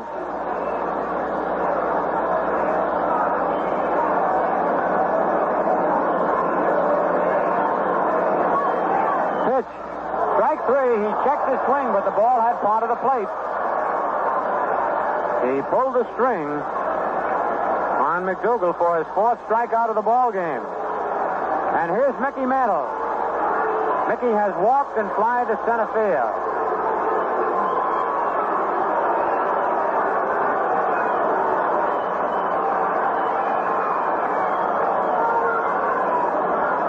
Two men out.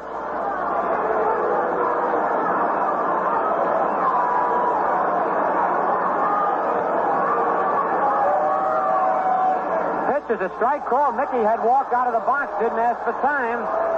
And remember, you must ask the umpire for time.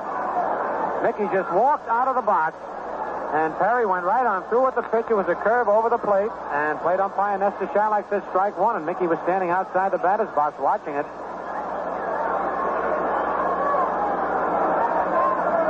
Here's the windup. Pitch inside, ball 1, a mark.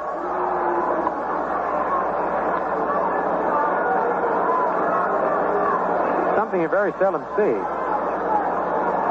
Batter step out of the box and pitch a pitch and get the ball over.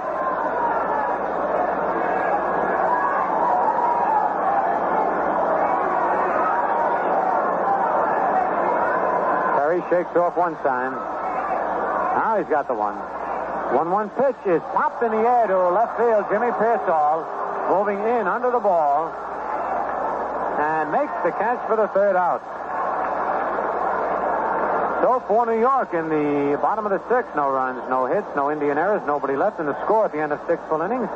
Cleveland 1 and the Yankees nothing. And Perry has retired 8 men in a row. He had retired 9 men in a row before he walked Roger Maris in the 4th inning. And since he walked Maris, he's retired 8 men in a row. So he is really pitching a tremendous game for the Cleveland Indians. Another look at the scoreboard in the American League at the end of 3 innings now. The Red Sox scored another run. They lead 5-0. Win against Cassell. But now in the 4th inning, Roy Seavers homered and Al Smith homered with a man on, so it's a 5-3 ball game. And Sullivan has come on to relieve Cassell. The White Sox are still batting in the top of the 4th, with the Red Sox leading 5-3. Vic Wertz homered in the 1st with 3 on for the Red Sox. Kansas City leads Baltimore 10-0 at the end of 7.5. Hall against Fisher. Wilhelm was knocked out. Dick Williams homered in the 5th with the bases loaded for Kansas City. Detroit at Washington. They're in a pitcher's battle. Marcy against Clevenger. It's 0-0 at the end of 6. And in the National League, Philadelphia at San Francisco. Pittsburgh at Los Angeles start later on. Cincinnati, Chicago postponed. That's the 5th straight postponed game for the Cubs at home. And St. Louis and Milwaukee not scheduled. And we're ready to go here in the top of the 7th inning, and ready to go is Mel Allen. Hello there, everybody.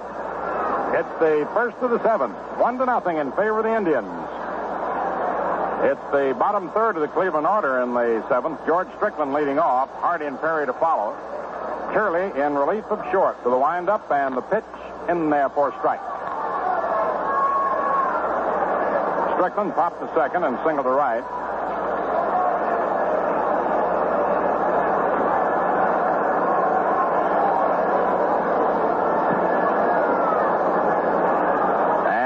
Curve is outside for a ball. They got a sign up there. Short suffered in the right. I was in the left elbow.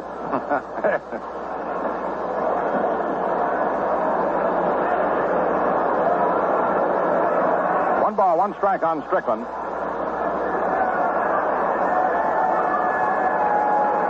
And the pitch, high and inside, 2-1. And the Indians scored in the 1st inning. For those of you who may have tuned in late, Johnny Temple opened the game with a double. And with 2 out, Woody Held doubled him home. Kubek opened in the last of the 1st with a double, and that's been the only hit off Jim Perry. Shirley's 2-1 pitch swung on. It's a high fly ball into left center. Mantle moves under it. Makes the catch, and there's 1 away. Now Carroll Hardy grounded to 1st and grounded to 3rd. Grounded to third into a double play.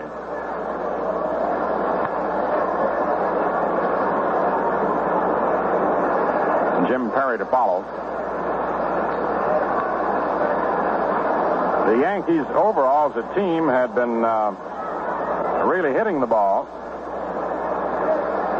This is really the first game this year that they have been subdued. The pitch swung on and popped up to short. Kubek under it. Hardy running it out.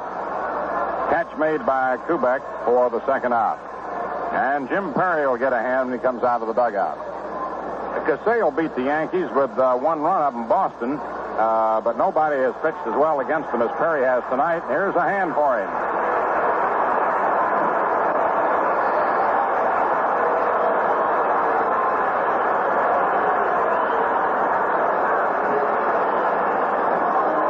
He's a switch hitter. Against the left-hander Billy Short, he flied to right and singled to left. Now he's batting left-handed against Turley. Takes a good cut up there.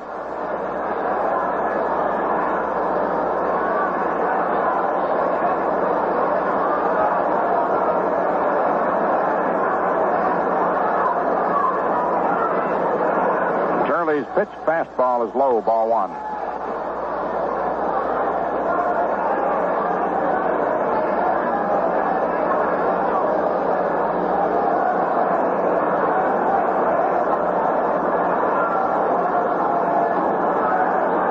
Next delivery. Fastball is inside, round the letters, ball 2. 2-0.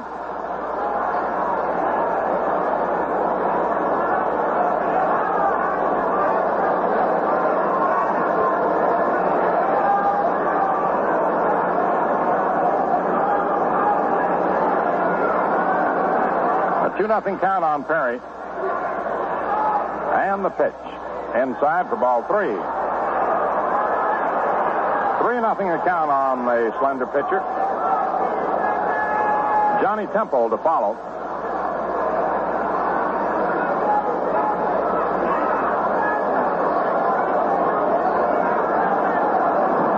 Bob Turley comes in with a pitch, and it's over for a strike. 3-1 the count. Perry takes a look at JoJo White down at third. See whether Joe Gordon's got him swinging or has the take sign on.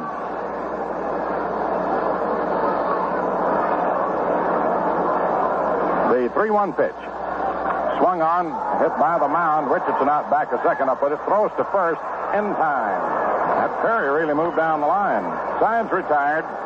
No runs, no hits, no errors, no one left on. At the end of 6.5 innings, Cleveland 1, New York 0.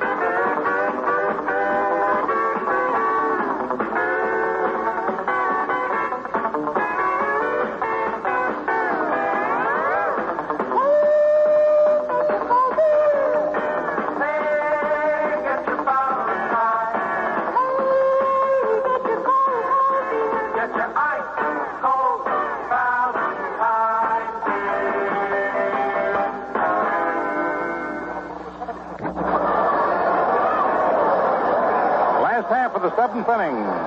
Roger Maris hitting 4th in the order. Leads off with Skowron on deck and Berra to follow. Jim Perry, who pitched his best game in the first night game of the year at Yankee Stadium last year in relief, has retired 18 out of the last 20 men he's faced. Gave up a hit to Kubek to lead off the game, and he's walked 2 men since. They pitched to Roger Maris. Swung on, hit foul. Foul ball, a line drive down the right field line into the stands. Strike 1. Perry has retired. retired 8 in a row.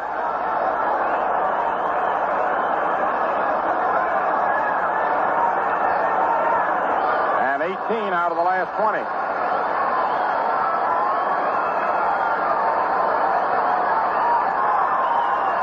Here's the pitch. High for a ball. Maris started to bunt.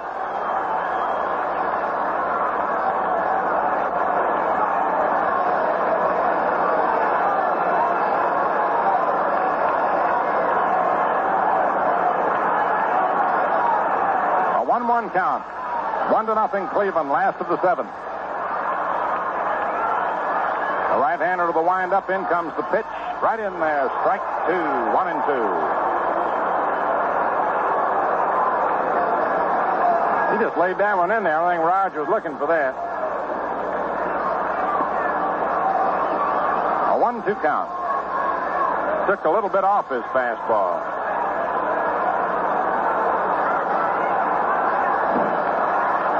Berry's got a real fast one. He's into the windup. Here's the pitch.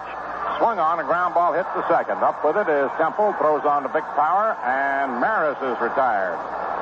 9 in a row, and 19 out of 21. Here's the Moose. Struck out and fouled out to the catcher.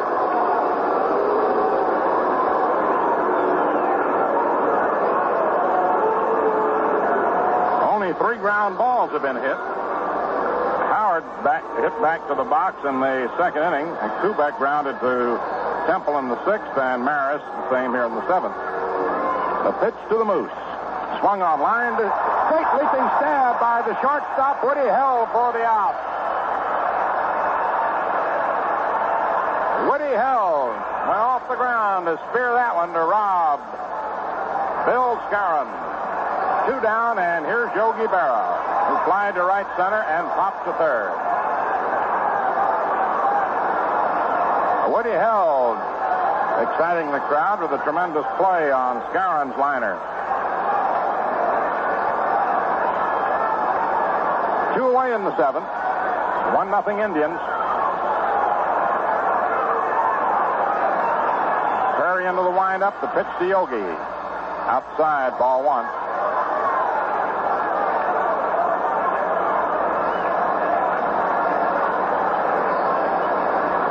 Elston Howard on deck.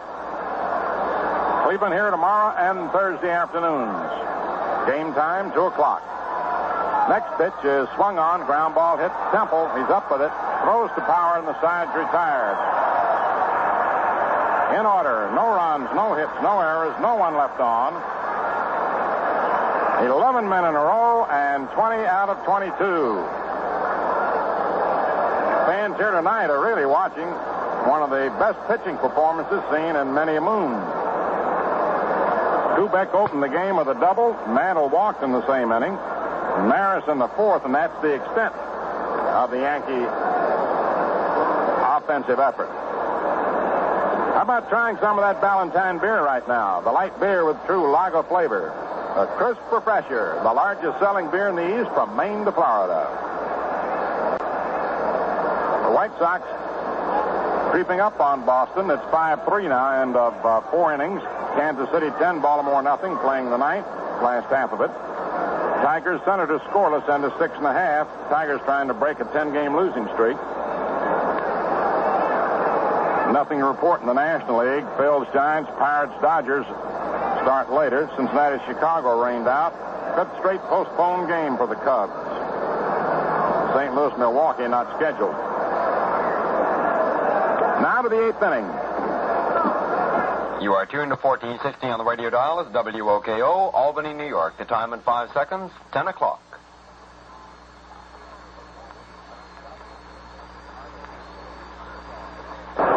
Temple doubled to left in the 1st and scored on Woody Held's 2-out double. Temple grounded to short in the 3rd and walked in the 5th. Bob Turley's pitch on its way. Fastball swung on, bounced to short. Kubek to his right, up with it. Throws on to Skowron in time. 1 away.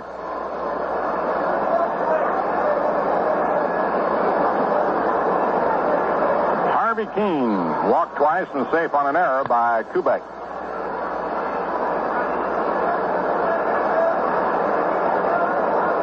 unless there are things to happen, this ball game could have been over in the first inning.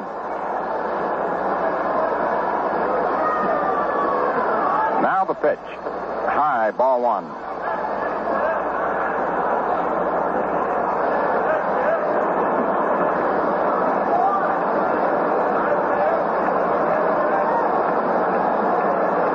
Shirley delivers. Fastball in there for a strike. The Indians have only gotten 4 men on base since the first inning. 2 hits, a walk, and an error. Billy Short had to retire in the 5th inning with Temple up, straining his left elbow. Pitch is inside. 2-1 to Harvey Keene.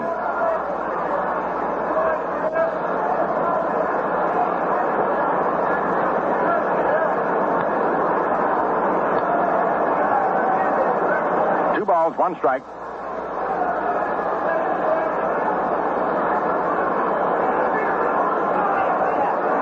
Shirley's fastball is in there. Strike 2, 2-2. This is the best Bob has looked at any time since spring training started. Of course, he only worked once since the season began up in Boston. Knocked out after 2 innings. The 2-2 pitch to Harvey Keene. Fastball is grounded out to second. Richardson up with it, throws on to Skowron, and Keene is out. 2 up and 2 away. Now Jimmy Pearsall grounded to short into a double play, grounded to short into a force out, and flied to left.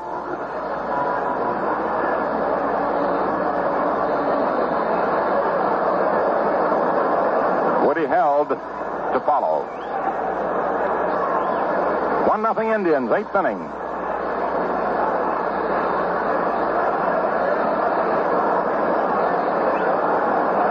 Shirley's fastball is over. Strike 1.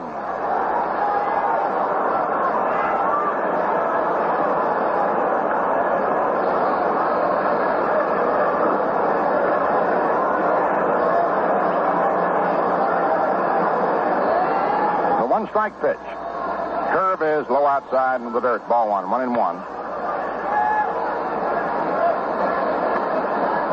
Shirley has retired 9 men in succession.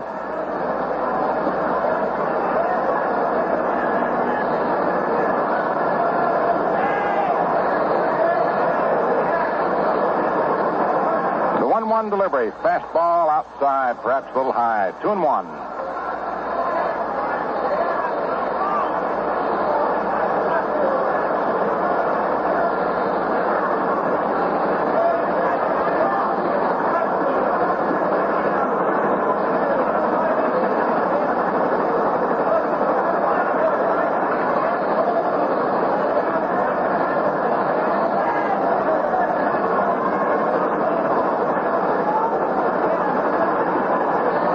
The 2-1 pitch. Pearsall swings and lets the foul, coming back out of play in the upper deck.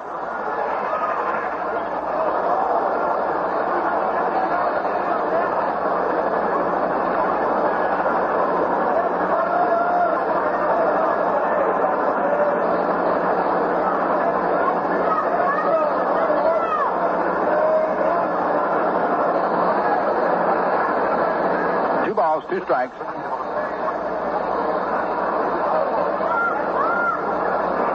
Wind up and the 2-2 pitch. Sidearm fastball. Ball 3. A little outside. The paid attendance tonight is 25,651. The overall total here, including servicemen admitted free, of 26,771. Full count on Jimmy Pearsall. And the payoff pitch is swung on, drilled to deep center. There goes Mantle racing back, still going, and he grabs it in deep center for the out. No runs, no hits, no errors, no one left on. And at the end of 7.5 innings, Cleveland 1, New York nothing. Friends, your friendly neighborhood tavern is a perfect place for meeting old friends and winning new ones. And that's a 300-year-old fact. For over 300 years, your neighborhood tavern has been known as a place of good fellowship. In honor of this great American institution, this month of May has been declared National Tavern Month. Make it a point to stop in at your neighborhood tavern during National Tavern Month. And while you're there, make it a point to ask the man for Ballantine's, the crisp refresher. Ballantine beer proves to more people every day that a beer can be truly light and still give you all the honest-to-goodness lager beer flavor you want. That's what makes Ballantine the largest selling beer in the East. So stop in at your neighborhood tavern during National Tavern Month and ask the man for the crisp refresher, Ballantine beer. We pause for station identification.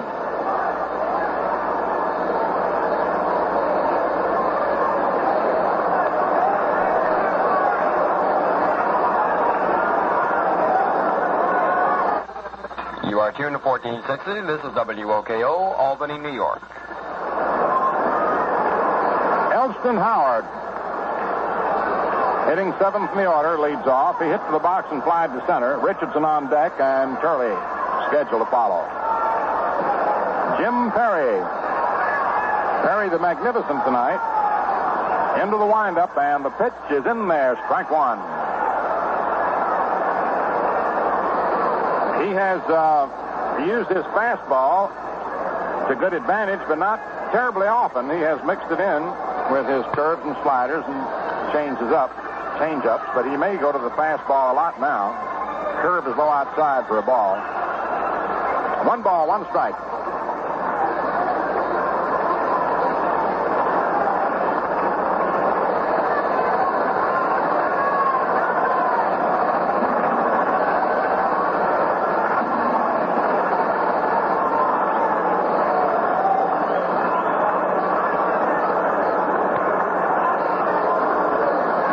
Pitch. Swung on. There's a drive to deep left. Look out. That ball is going. It is gone. Tie ball game.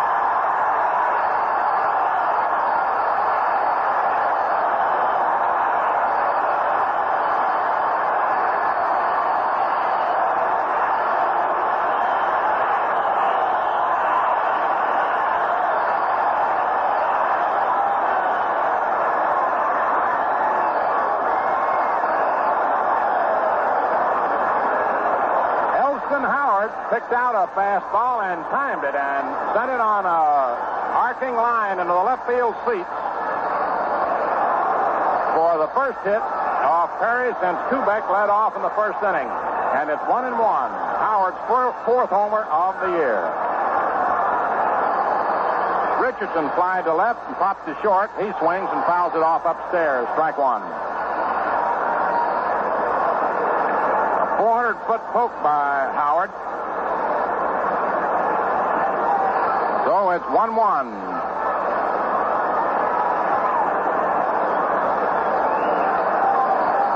Strickland shortened up with Richardson at bat, protect against the bunt possibility. Now Perry to the windup delivers, and it's high and inside, and Bobby did have a bunt in motion. He started to bunt and had to really get out of there to avoid being hit. 1 ball, 1 strike.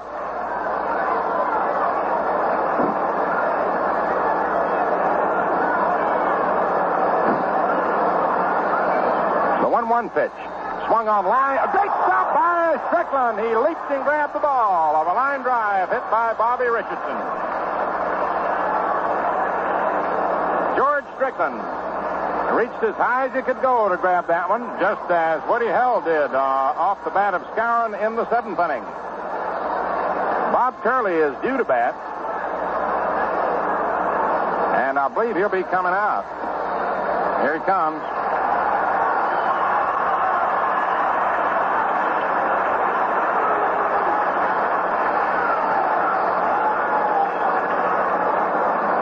Tremendous play by George Strickland to take the base hit away from Richardson, and that would have been a double at least, because Strickland was playing close to the line. The play was all the better because, remember, he was playing in anticipation of a possible bunt. The delivery to Turley, swung on and missed, strike one, curved him. Kubek on deck.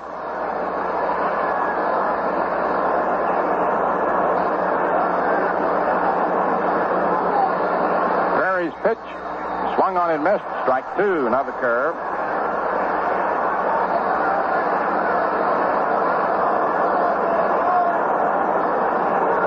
No balls, 2 strikes. And the delivery. Swung on and fouled off to the right of the plate, out of play, into the lower stands. The Indians in the 9th inning will have Held and Power and Romano due up. Here's the pitch, and it's inside for a ball.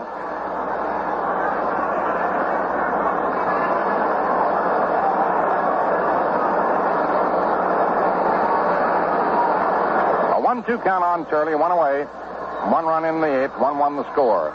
Perry's pitch swung on and fouled off to the right of the plate.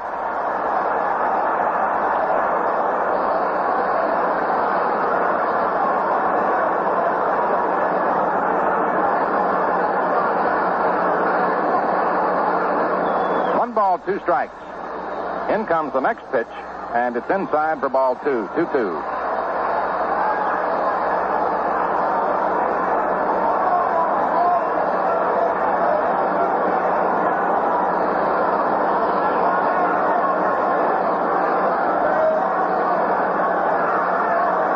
Here's the 2-2 delivery.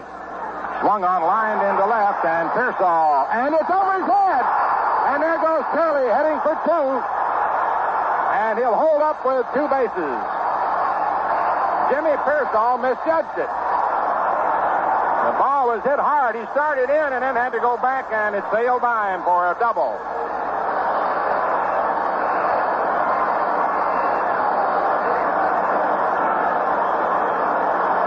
Jimmy Pearsall, who is generally a real top-flight outfielder, didn't pick it up.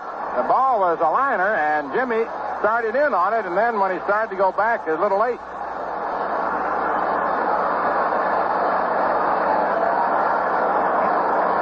For most players, that would have been a triple.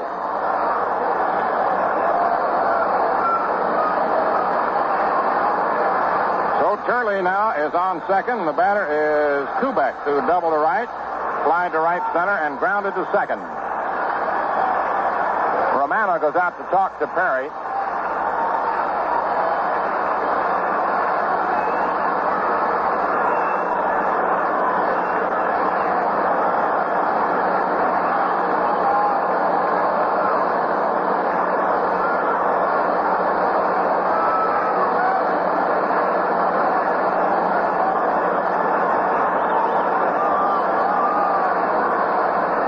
One away in the 8th. Turley on second, Kubek at bat.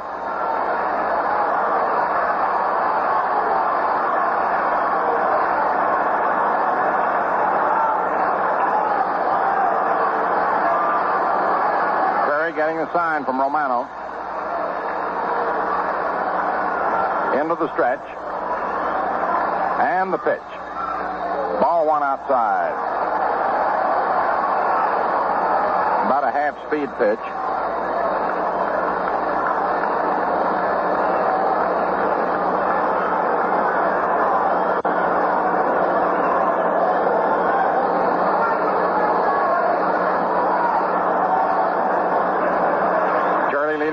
From second, not too big a lead, and the pitch. Swung on, line drive, base hit to left center, but Turley will not score, I don't believe. Here's the throw. He's held at third, and into second goes Kubek.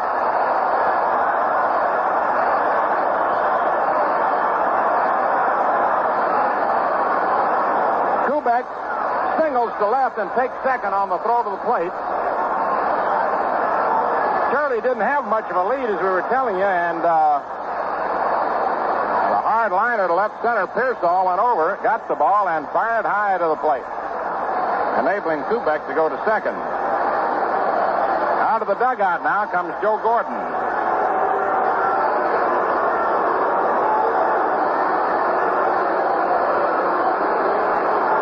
The Flash goes out to talk to Jim Perry, and we'll see whether or not he makes a change.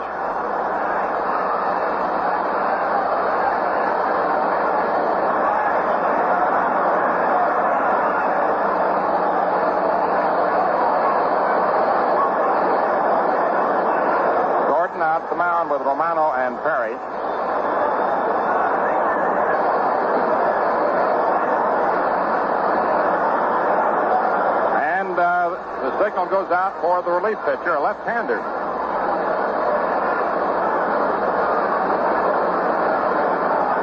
Shirley comes on into the dugout to rest a while.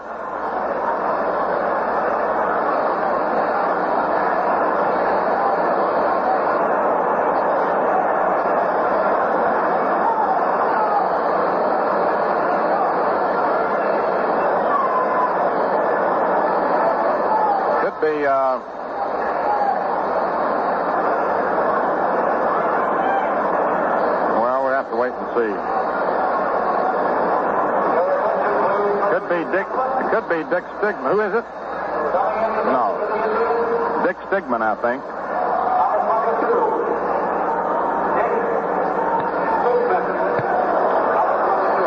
Dick Stigman, who was with San Diego last year, worked in 45 games. 6'3", 200-pounder from a town called Nimrod in Minnesota. This is his 5th appearance. He's won 1 and lost 1, relieved twice and started twice. Beat Kansas City 3-1 in a start May 1st and lost to Baltimore in his last start 9-2. Jim Perry will soon depart, and fans will give him a nice hand. He pitched tremendous ball up to this inning. Howard's home run sort of shook him a little, and the misjudgment of Charlie's liner got him into further trouble.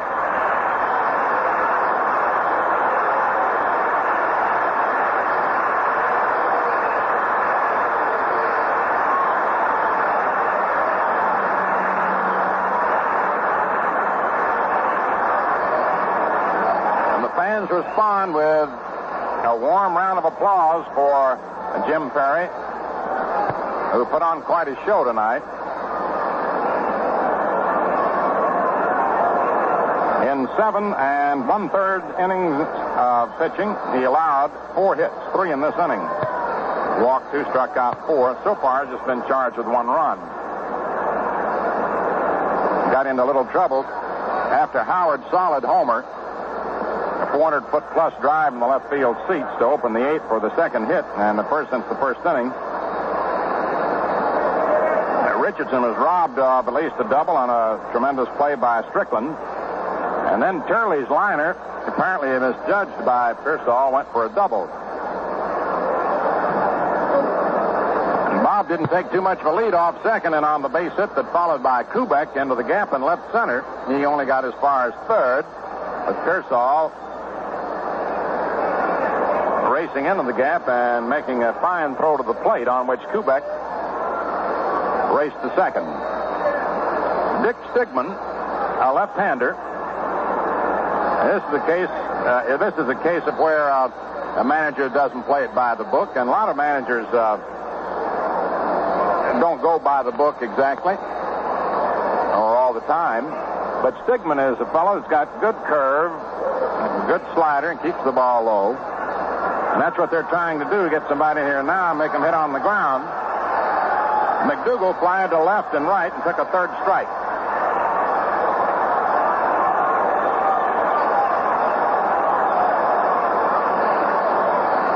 Turley on 3rd, Kubek on 2nd, 1 out.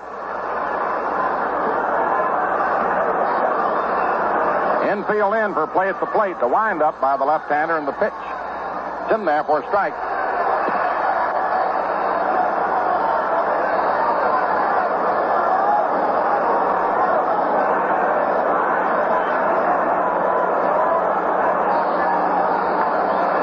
The pitch just outside for a ball, 1-1. Stigman gives you a lot of motion out there.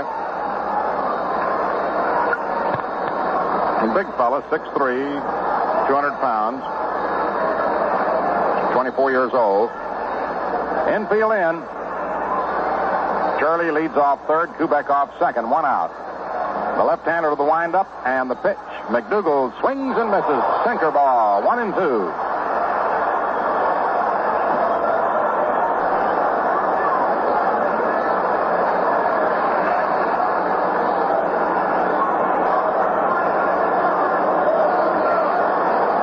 The count on McDougal. Runners on second and third. Relief pitcher Dick Stigman swings to the windup. Around comes the left arm. The pitch swung on and missed. Strike three. Stigman strikes out McDougal. 2 away now. And the batter is Mantle, who walked, flied to center, and flied to left.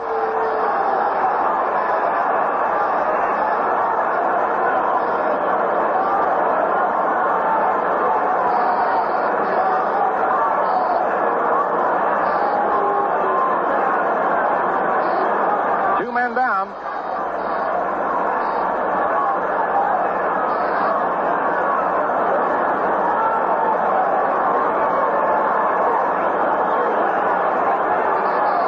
Two men away. Stigman into the windup.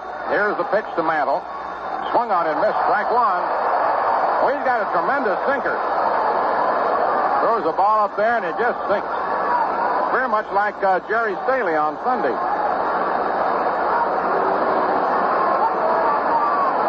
Infield back at normal depth. 1 strike. Stigman to the windup and the pitch. It's low and inside for a ball blocked by Romano. Almost a wild pitch. 1-1.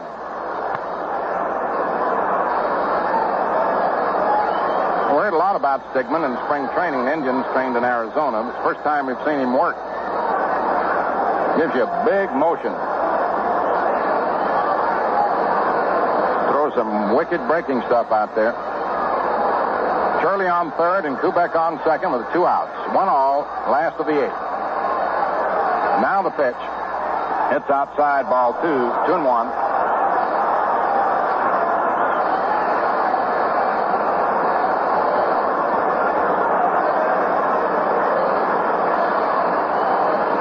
Romano looks over into the Cleveland dugout. Gives his sign to Dick Stigman, a left-hander in relief of Perry. Into the windup. Here's the pitch, and Mantle takes ball 3. Low and outside. 3-1.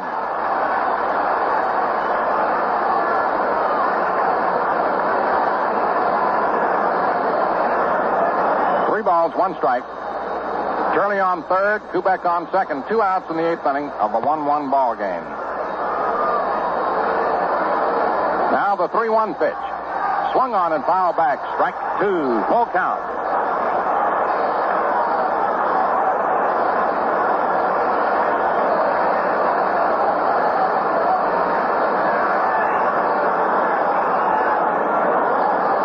Full count on Mantle.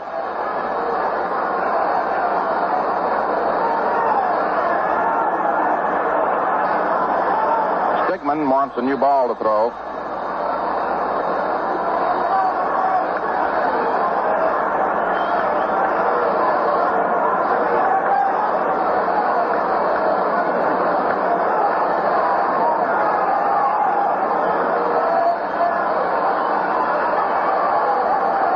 Up and the payoff pitch, and Mantle takes high, ball 4.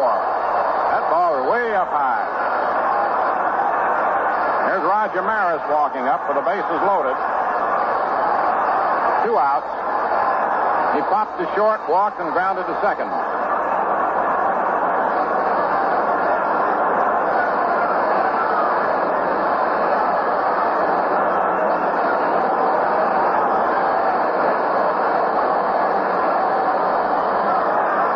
A 13-game hitting streak on the line tonight, and he has failed to hit. He walked twice. 2 outs, and Roger Maris up. Left-hand hitter. Stigman into the windup, and the pitch to Maris. High and inside, ball 1.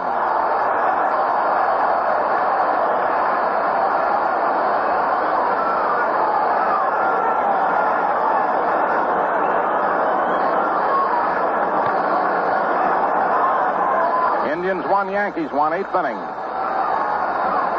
Shirley, Kubek, and Mantle aboard, 2 out. Stigman ready. The left-hander of the windup. Men lead away. The pitch. Swung on, hit, foul down the first base line. Strike 1, 1-1.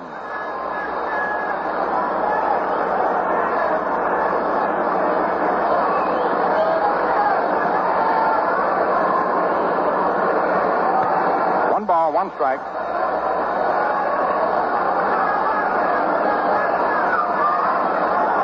Two men down and 3 on. Score tied 1-all.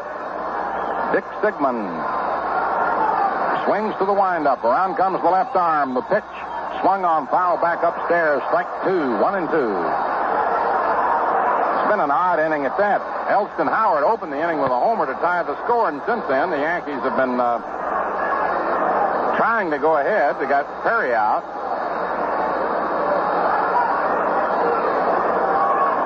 And the bases loaded and 2 outs, and 1 ball and 2 strikes the count on Roger Maris. Here's the windup, the pitch, and Maris takes just outside 2-2. There's a wicked curveball he laid off of.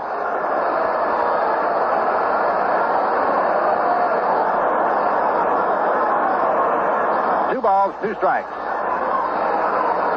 Relief pitcher Dick Stigman leans forward, goes to the windup. Around comes the left arm. The pitch is high and inside. Ball 3 as Maris hits the dirt. Full count. Now there'll be 3 men running with the pitch. You got to get it over.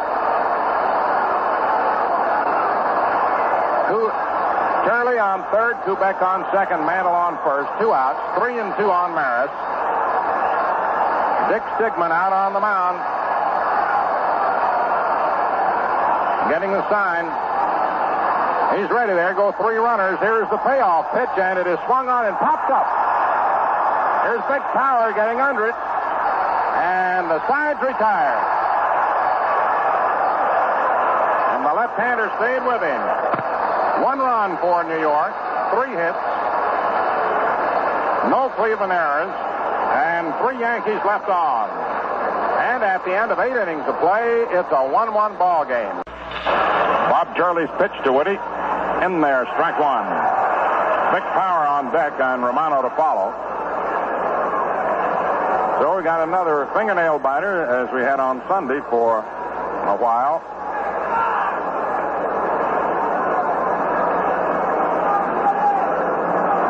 Turley took over for Short in the 5th inning, 2 outs. His curveball is fouled down the third baseline, strike 2. Short strained the elbow in his pitching arm and had to retire.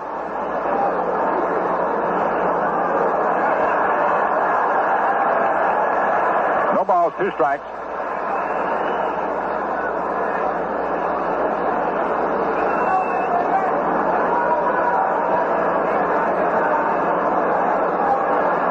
Woody held.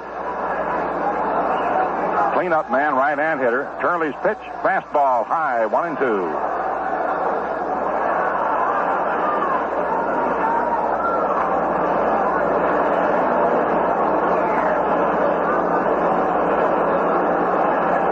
One ball, 2 strikes. Turley ready. And the pitch. Sidearm fastball high, ball 2, 2-2.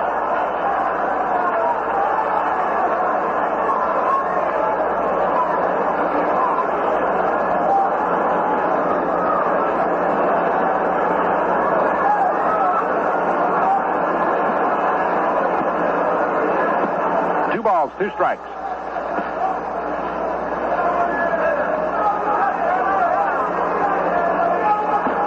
Here's the 2-2 pitch. Swung on and popped up in the air. Howard back near the screen. He's getting under it, and he's got it. Held, fouls out to Howard.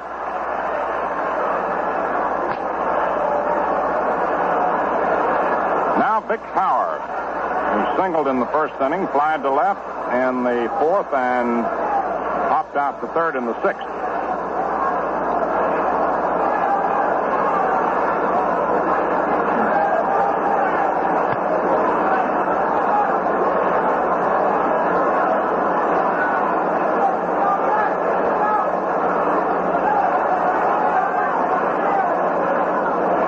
The Tigers finally broke their losing streak. They won it 1-0.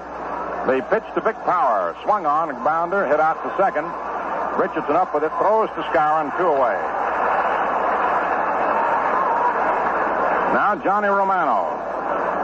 He lined back to the pitcher, grounded to third, struck out.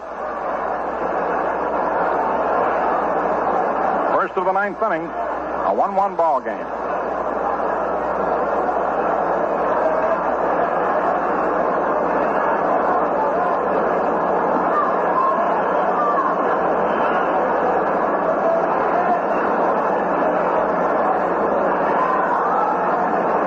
Right-hand hitter.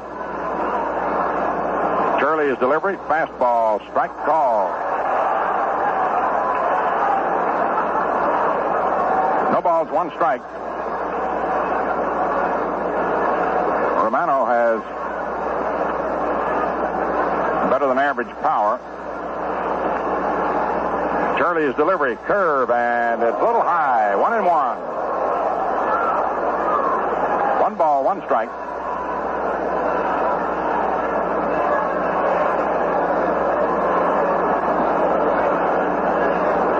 1-1 count on Romano.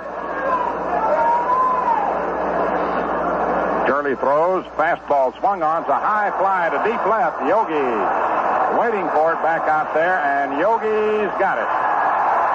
Sides retired in the ninth.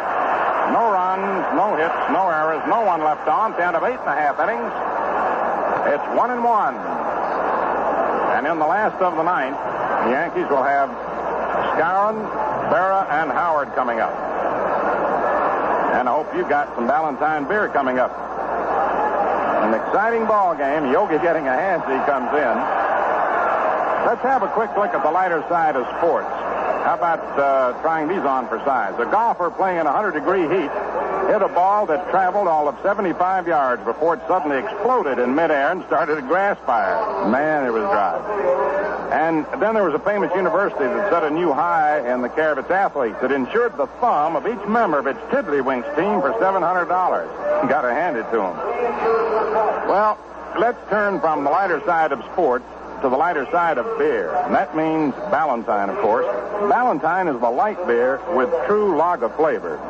Lightness and lager beer flavor. Two good reasons why folks from Maine to Florida have made Ballantine the largest selling beer in the East. How about you? Refresh with a crisp refresher soon.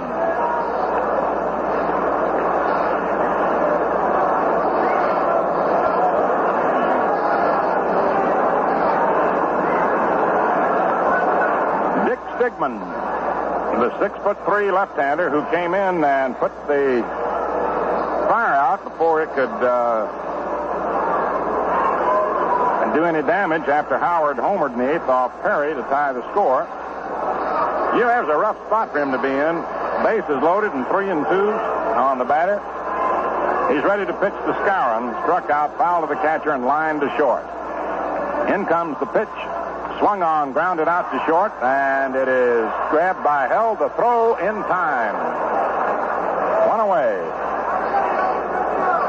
Yogi Berra will be coming up. He flied to right center, popped to third, and grounded to second.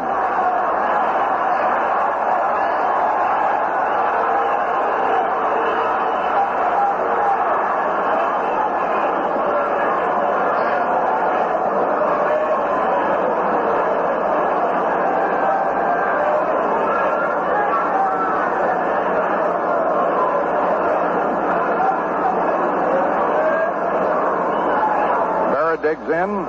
Dick Stigman swings to the windup. Round comes the left arm. The pitch is high. Ball 1.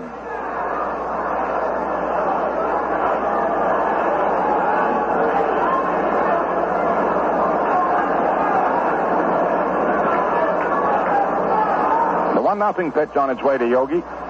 In there, strike one, 1-1.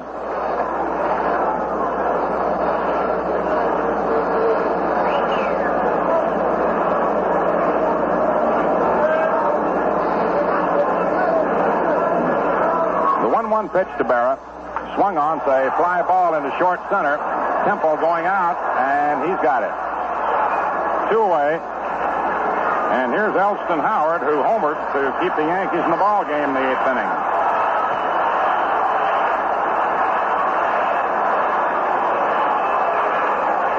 He had hit to the box and flied to center and led off in the 8th with a line drive homer to the left field stand. 2 down, last of the 9th. 1-1 the score.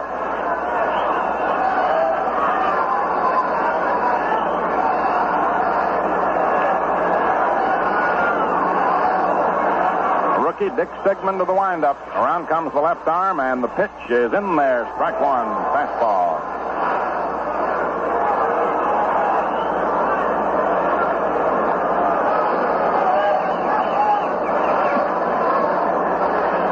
The next delivery. Swung on, lined out into right center for a base hit. And Howard turns first. Backhanded nicely by Keene. The throw into second. Howard's in there with a double.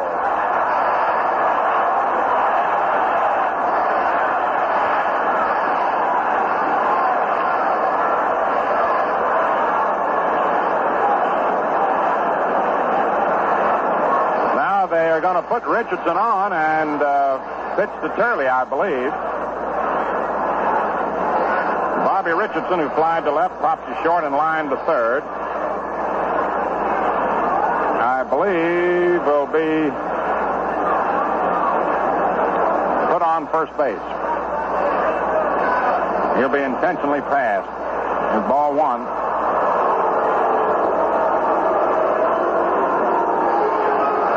And the second one. Bobby sort of see if he could reach the ball. And the third one. Now the fourth one. So Richardson is purposely passed. And Casey now has to decide whether he wants to leave Turley in there or not. He's been pitching well. With 2 outs. He may make a move. We'll see. Hector Lopez is going to hit for him. Hector Lopez will hit for Turley.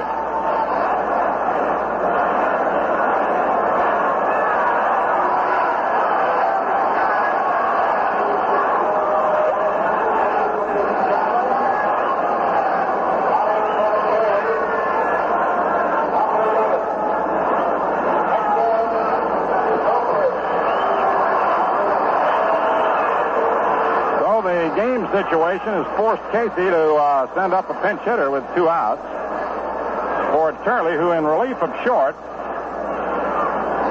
after Short strained his elbow, worked 4 1/3 innings of hitless ball. Walked 1, struck out 1, and didn't allow any runs. And now Ken Hunt's going in to run for Howard. Howard getting a hands, he leads.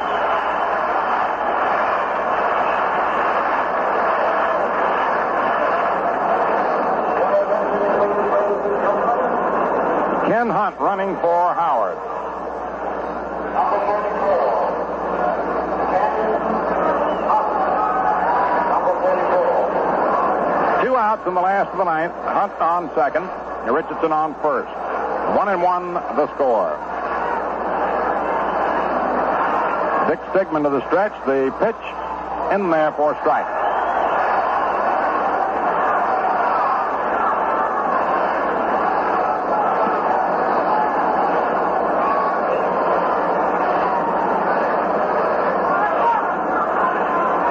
No balls, 1 strike, 2 down. The left-hander again to the stretch. Here's the pitch. Swung on, grounded down first, and a throw is in time to first base to the pitcher who covered, and the side's retired. Lopez grounded a big power deep at first. Stigman got over and took the throw to retire the side. No runs, 1 hit, no errors, and 2 left on. Yogi Berra will switch from left field to the plate, and Ryan Duran is coming in to pitch.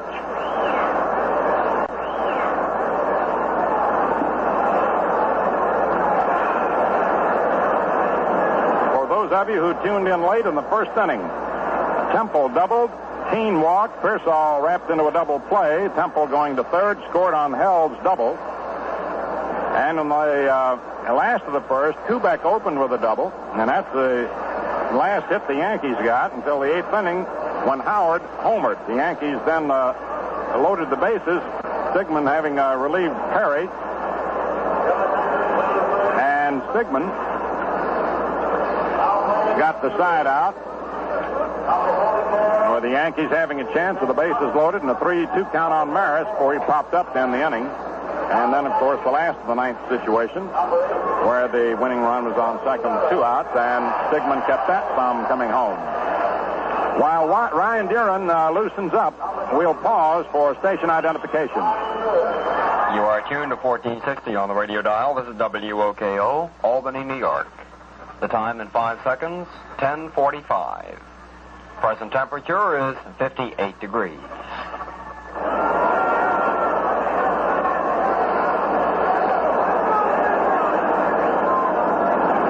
Now in the 10th inning, Joe Gordon is making his move in the switch department. Bob Hale will bat for George Strickland, the left-hand batter. Hale hitting for Strickland. He's a guy with power. And then you're going to have a big rookie, Walt Bond, a 6'6" left-hand batter, coming up to hit for Carroll Hardy.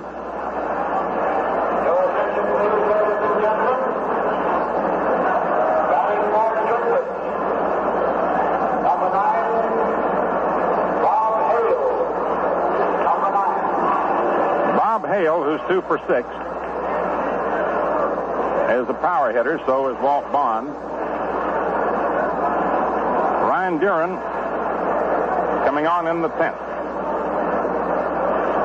Bob Turley, who took over for Short in the 5th with 2 outs, showed his best form of the year. But Casey had to take him out for the pinch hitter with the possibility of getting a hit to win the game the last of the night. It was not forthcoming, and so we're in the 10th, and here's Bob Hale up. Ryan Duran to the windup, and the pitch. Swung on, hit foul down the left field line, out of play. Strike 1.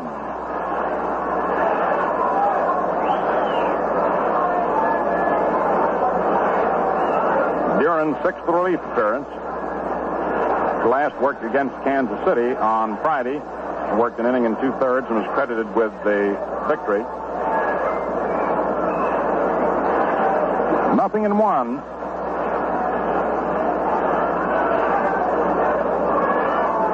Duran into the windup, the pitch to Hale. Swung on line out to left, and Hunt falls down, gets up, and makes the catch.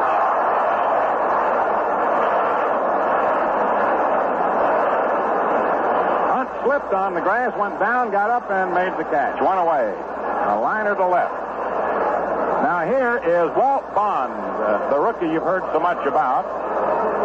Walter Bond, 6'6". He made the jump from Reading to this club with some sensational spring hitting. He's had 13 for 51, including 3 homers and 12 runs batted in. A menacing figure at the plate for that big bat, the heaviest in the league. He can whip it. Duran to the windup, and the pitch. Swung on and missed. Strike 1. Boy, he took a cut at a real good fastball. Woo. If he ever makes connection, he's going to really send that one soaring in orbit.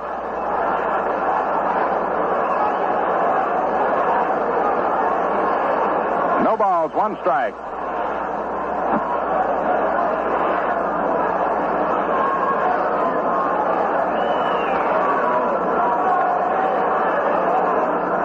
Duran into the windup. Around comes the right arm. The pitch. Look out. It hit Bond. It hit him somewhere on the hand. I don't know where it hit him. He gets up. And Wally Bach, the trainer, comes out to check him. I don't know where it hit him, but it hit him on the hand.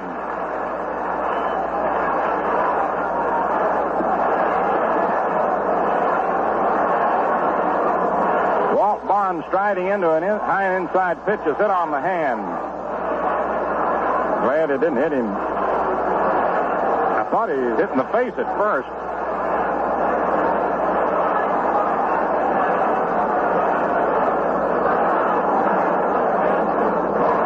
Dick Stigman is due up. The Indian trainer is rubbing the hand of Walt Bond.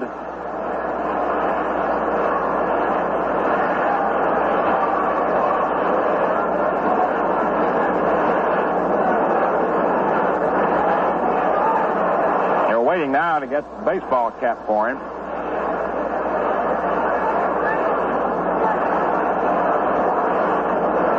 Boy, that had to hurt. Ryan was pitching him in tight.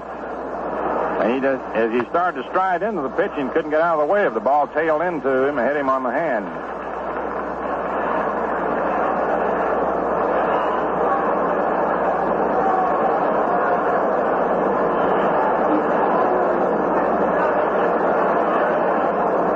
Wally Bach is massaging the hand.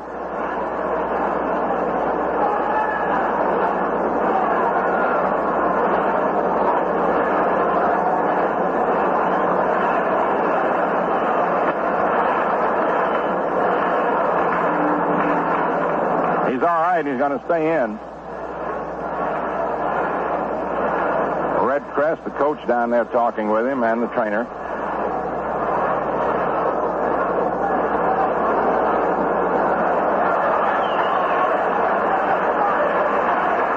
The trainer departs, and we're ready to continue. In the 10th inning of a 1-1 ball game. Dick Stigman, batting right-handed. McDougald comes in the event of a bunt. Stigman's had 1 for 3 this season. Throw over to first, Bond's back.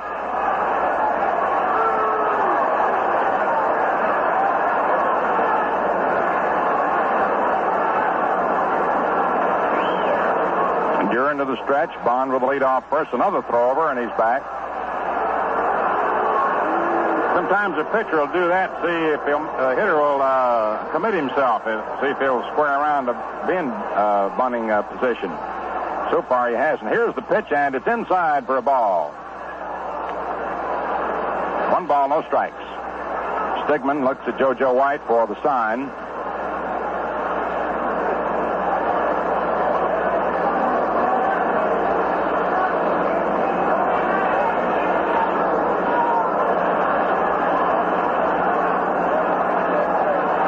Again, the stretch by Duran.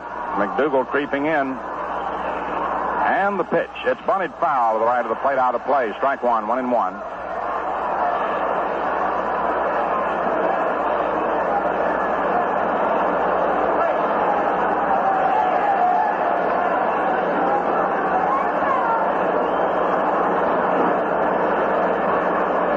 Duran calls McDougald over.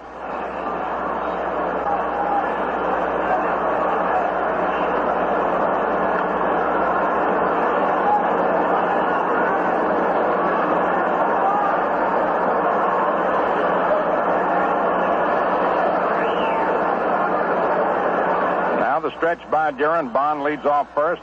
The pitch to Stigman is bunted, and the play is to first base to Richardson. Advancing Bond to second. Stigman sacrifices and is out. Duran to Richardson, who covered. And now coming up is Johnny Temple with Harvey Keene on deck.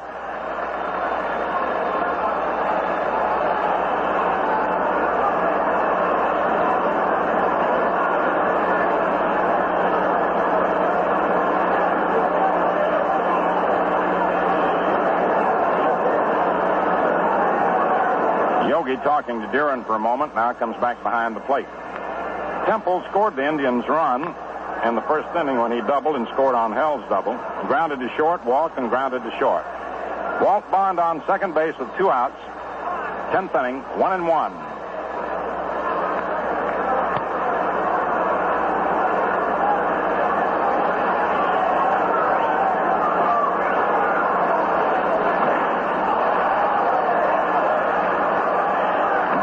Checks, takes the stretch. Bond leads off second. The pitch to Johnny Temple. In there for a strike. 0-1.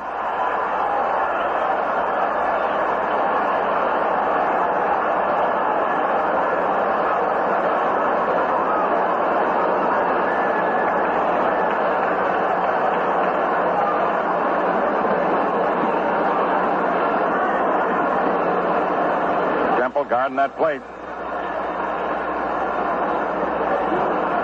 Bond with a good lead off second. Deeren delivers, and Temple swings and fouls it back up here. Strike 2. 0-2. No balls, 2 strikes.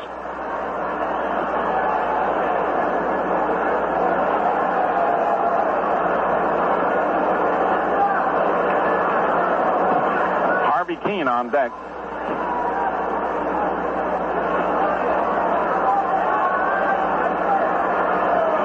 Deeren taking a lot of time. Gets the sign from Berra. Into his stretch. Bond with a good long lead off second base. Here's the pitch, and it's swung on. Little looper out to right field. Here's the run coming on in to score. Ball gets away from Barron. Into second goes Temple, and the Indians lead 2-1.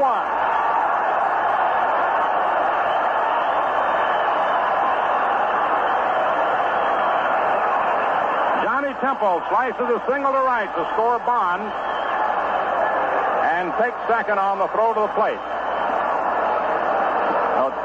Temple scored the first run and has driven in the second one. Now here's Harvey Keene, who walked twice, safe on an error by Kubek at short, and grounded to second.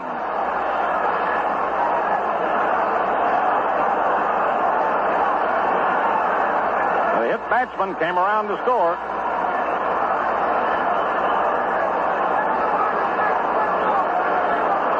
Deeren ready to pitch now to Harvey Keene.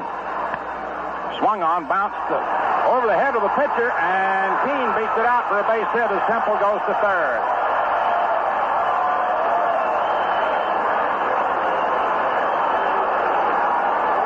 Harvey Keene chops a single over the head of Deeren and brings up Jimmy Pearsall with runners on first and third. Pearsall grounded to short into a double play, grounded to short into a forced play, flying to left and flying to center. Deeren had 10 hitless innings until Temple sliced the single to right.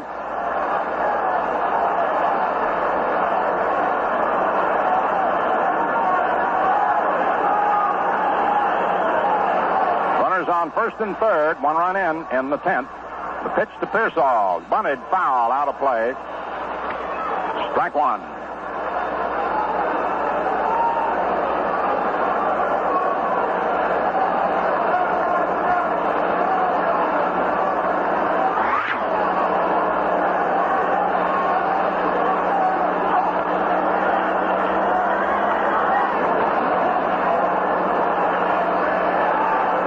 No balls, 1 strike. Temple leads off third, Keene off first. Deeren into the stretch.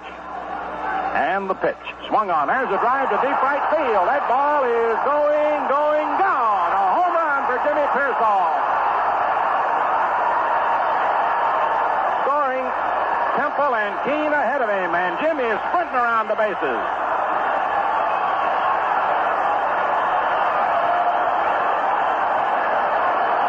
And the Indians come up with a 4-run 10th inning. And they lead 5-1. It's almost a replay of Sunday's game with the White Sox. Jimmy Pearsall hits a home run to the opposite field, his first of the year. A 3-run homer. And now, here's Woody Held. Right-hand batter. And the pitch. High and inside. Ball 1. A 2-out rally by the Indians, and they lead 5-1.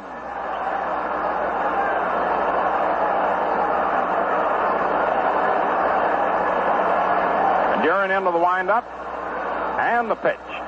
It's inside for ball 2. 2-0. It's almost an exact duplicate of Sunday's game. It went to the 10th inning, and the White Sox scored 5 runs in the 10th.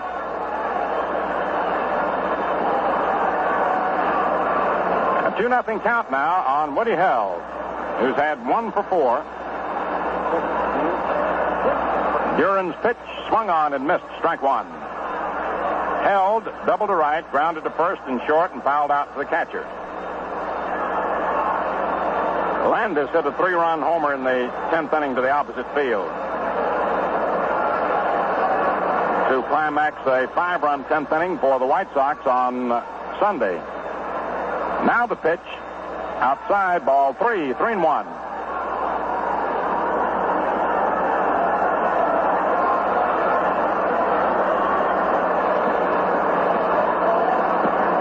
A 3-1 count.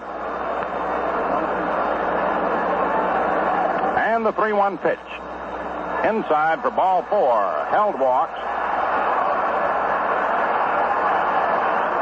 And the batter now is Vic Power.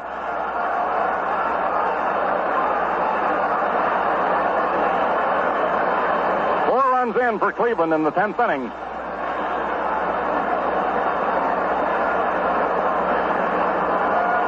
Outfield straight away for Power.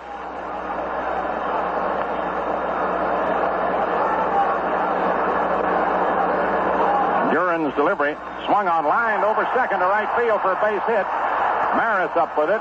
Throws quickly in, and Held stops at second. And the Indians keep a rolling. With 2 outs and a runner on base on second, they have had 3 hits, a walk, and a hit. And now the 9th man to come up in the inning, Johnny Romano, who lined to first, grounded to third, struck out, and flied to left. The Indians... WOKO, Albany, New York, 1460 on the radio dial.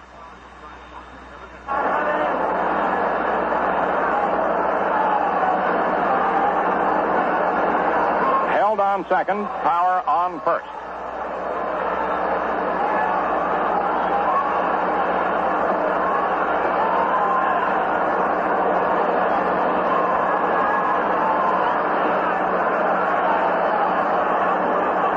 Duran takes his stretch. And the pitch. Strike call over the outside corner.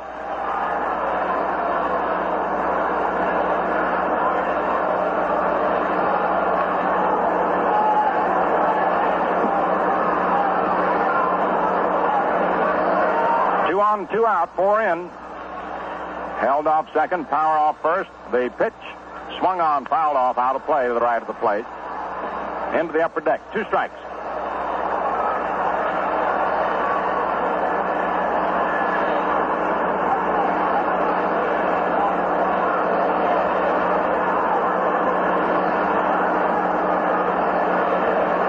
Duran with the new ball to work with, taking his time.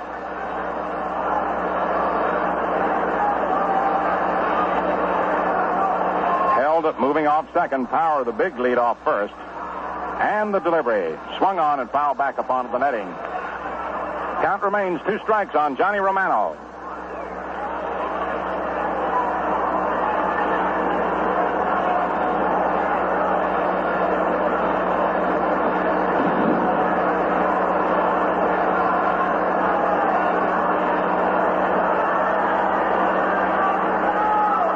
Again to the stretch. Runners lead away from first and second. And the pitch. Swung on and fouled back to the screen. Count holds it. 2 strikes.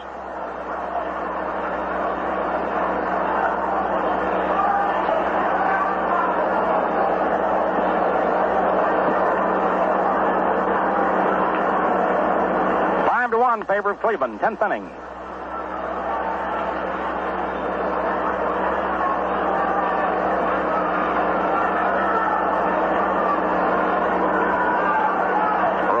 Guarding that plate. Hell leads away from second. Vic Power with a big lead off first, scouring back deep. Duran into that slow stretch. And the pitch. Swung on and missed, strike 3. And the side's retired. 4 runs for Cleveland. 4 hits. No Yankee errors, and 2 left on for the Indians. And at the end of 9.5 innings, it's Cleveland 5, New York 1. In the last half of the 10th, the Yankees will have Kubek, McDougal, and Mantle coming up. Dick Stigman, a 6'3" left-hander who relieved Jim Perry in the 7th inning, with runners on first and third, and 1 out. After Howard had homered to tie the score, he struck out McDougal, walked Mantle to load the bases, went to a 3-2 count with Maris and got him to Pop out to Vic Power. Here's Kubek. Had 2 for 4. The pitch, look out inside for a ball. And then the 9th inning with 2 outs and the winning run in scoring position. He retired pinch hitter Hector Lopez. Stigman's delivery. Kubek takes a strike, 1-1. Bubba Phillips has gone in at third base, and Walt Bond is in center field.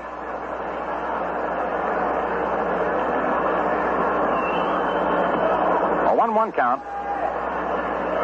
In comes the pitch. Swung on, a fly ball hit into center. Bond is waiting for it and makes the catch. 1 down.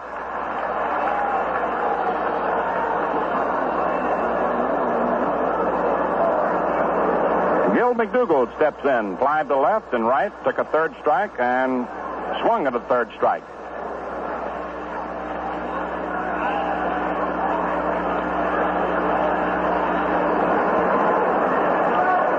Cleveland, 10th inning. In comes the pitch, outside, ball 1.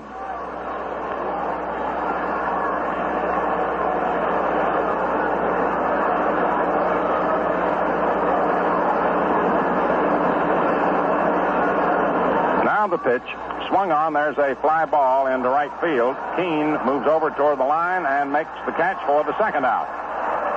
2 down, and here's Mantle, who walked, flied to center, flied to left, and walked. The White Sox-Red Sox game has been resumed, and it is 5-5 in the last of the 8. Kansas City beat Baltimore 10-0. Tigers snapped their 10-game losing streak, beating Washington 1-0. 2 down now in the 10th. Stigman to the windup, the pitch to Mantle, outside, ball 1.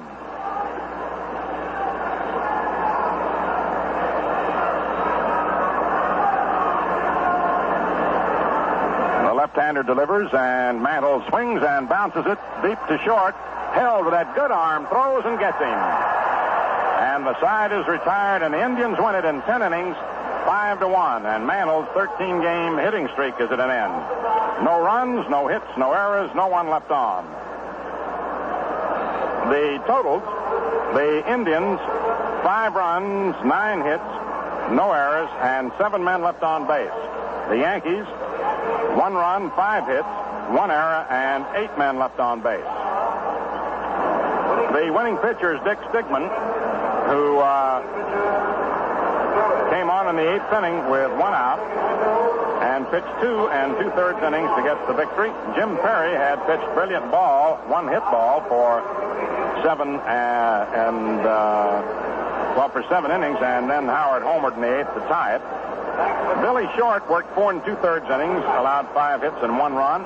And Turley, who relieved him after Short, hurt his elbow, pitched 4 1/3 innings of hitless ball. Duran, who came on in the 10th, gave up 4 hits and 4 runs and is charged with his first loss of the year. He has a record of 1-1. Stigman has won 2 and lost 1.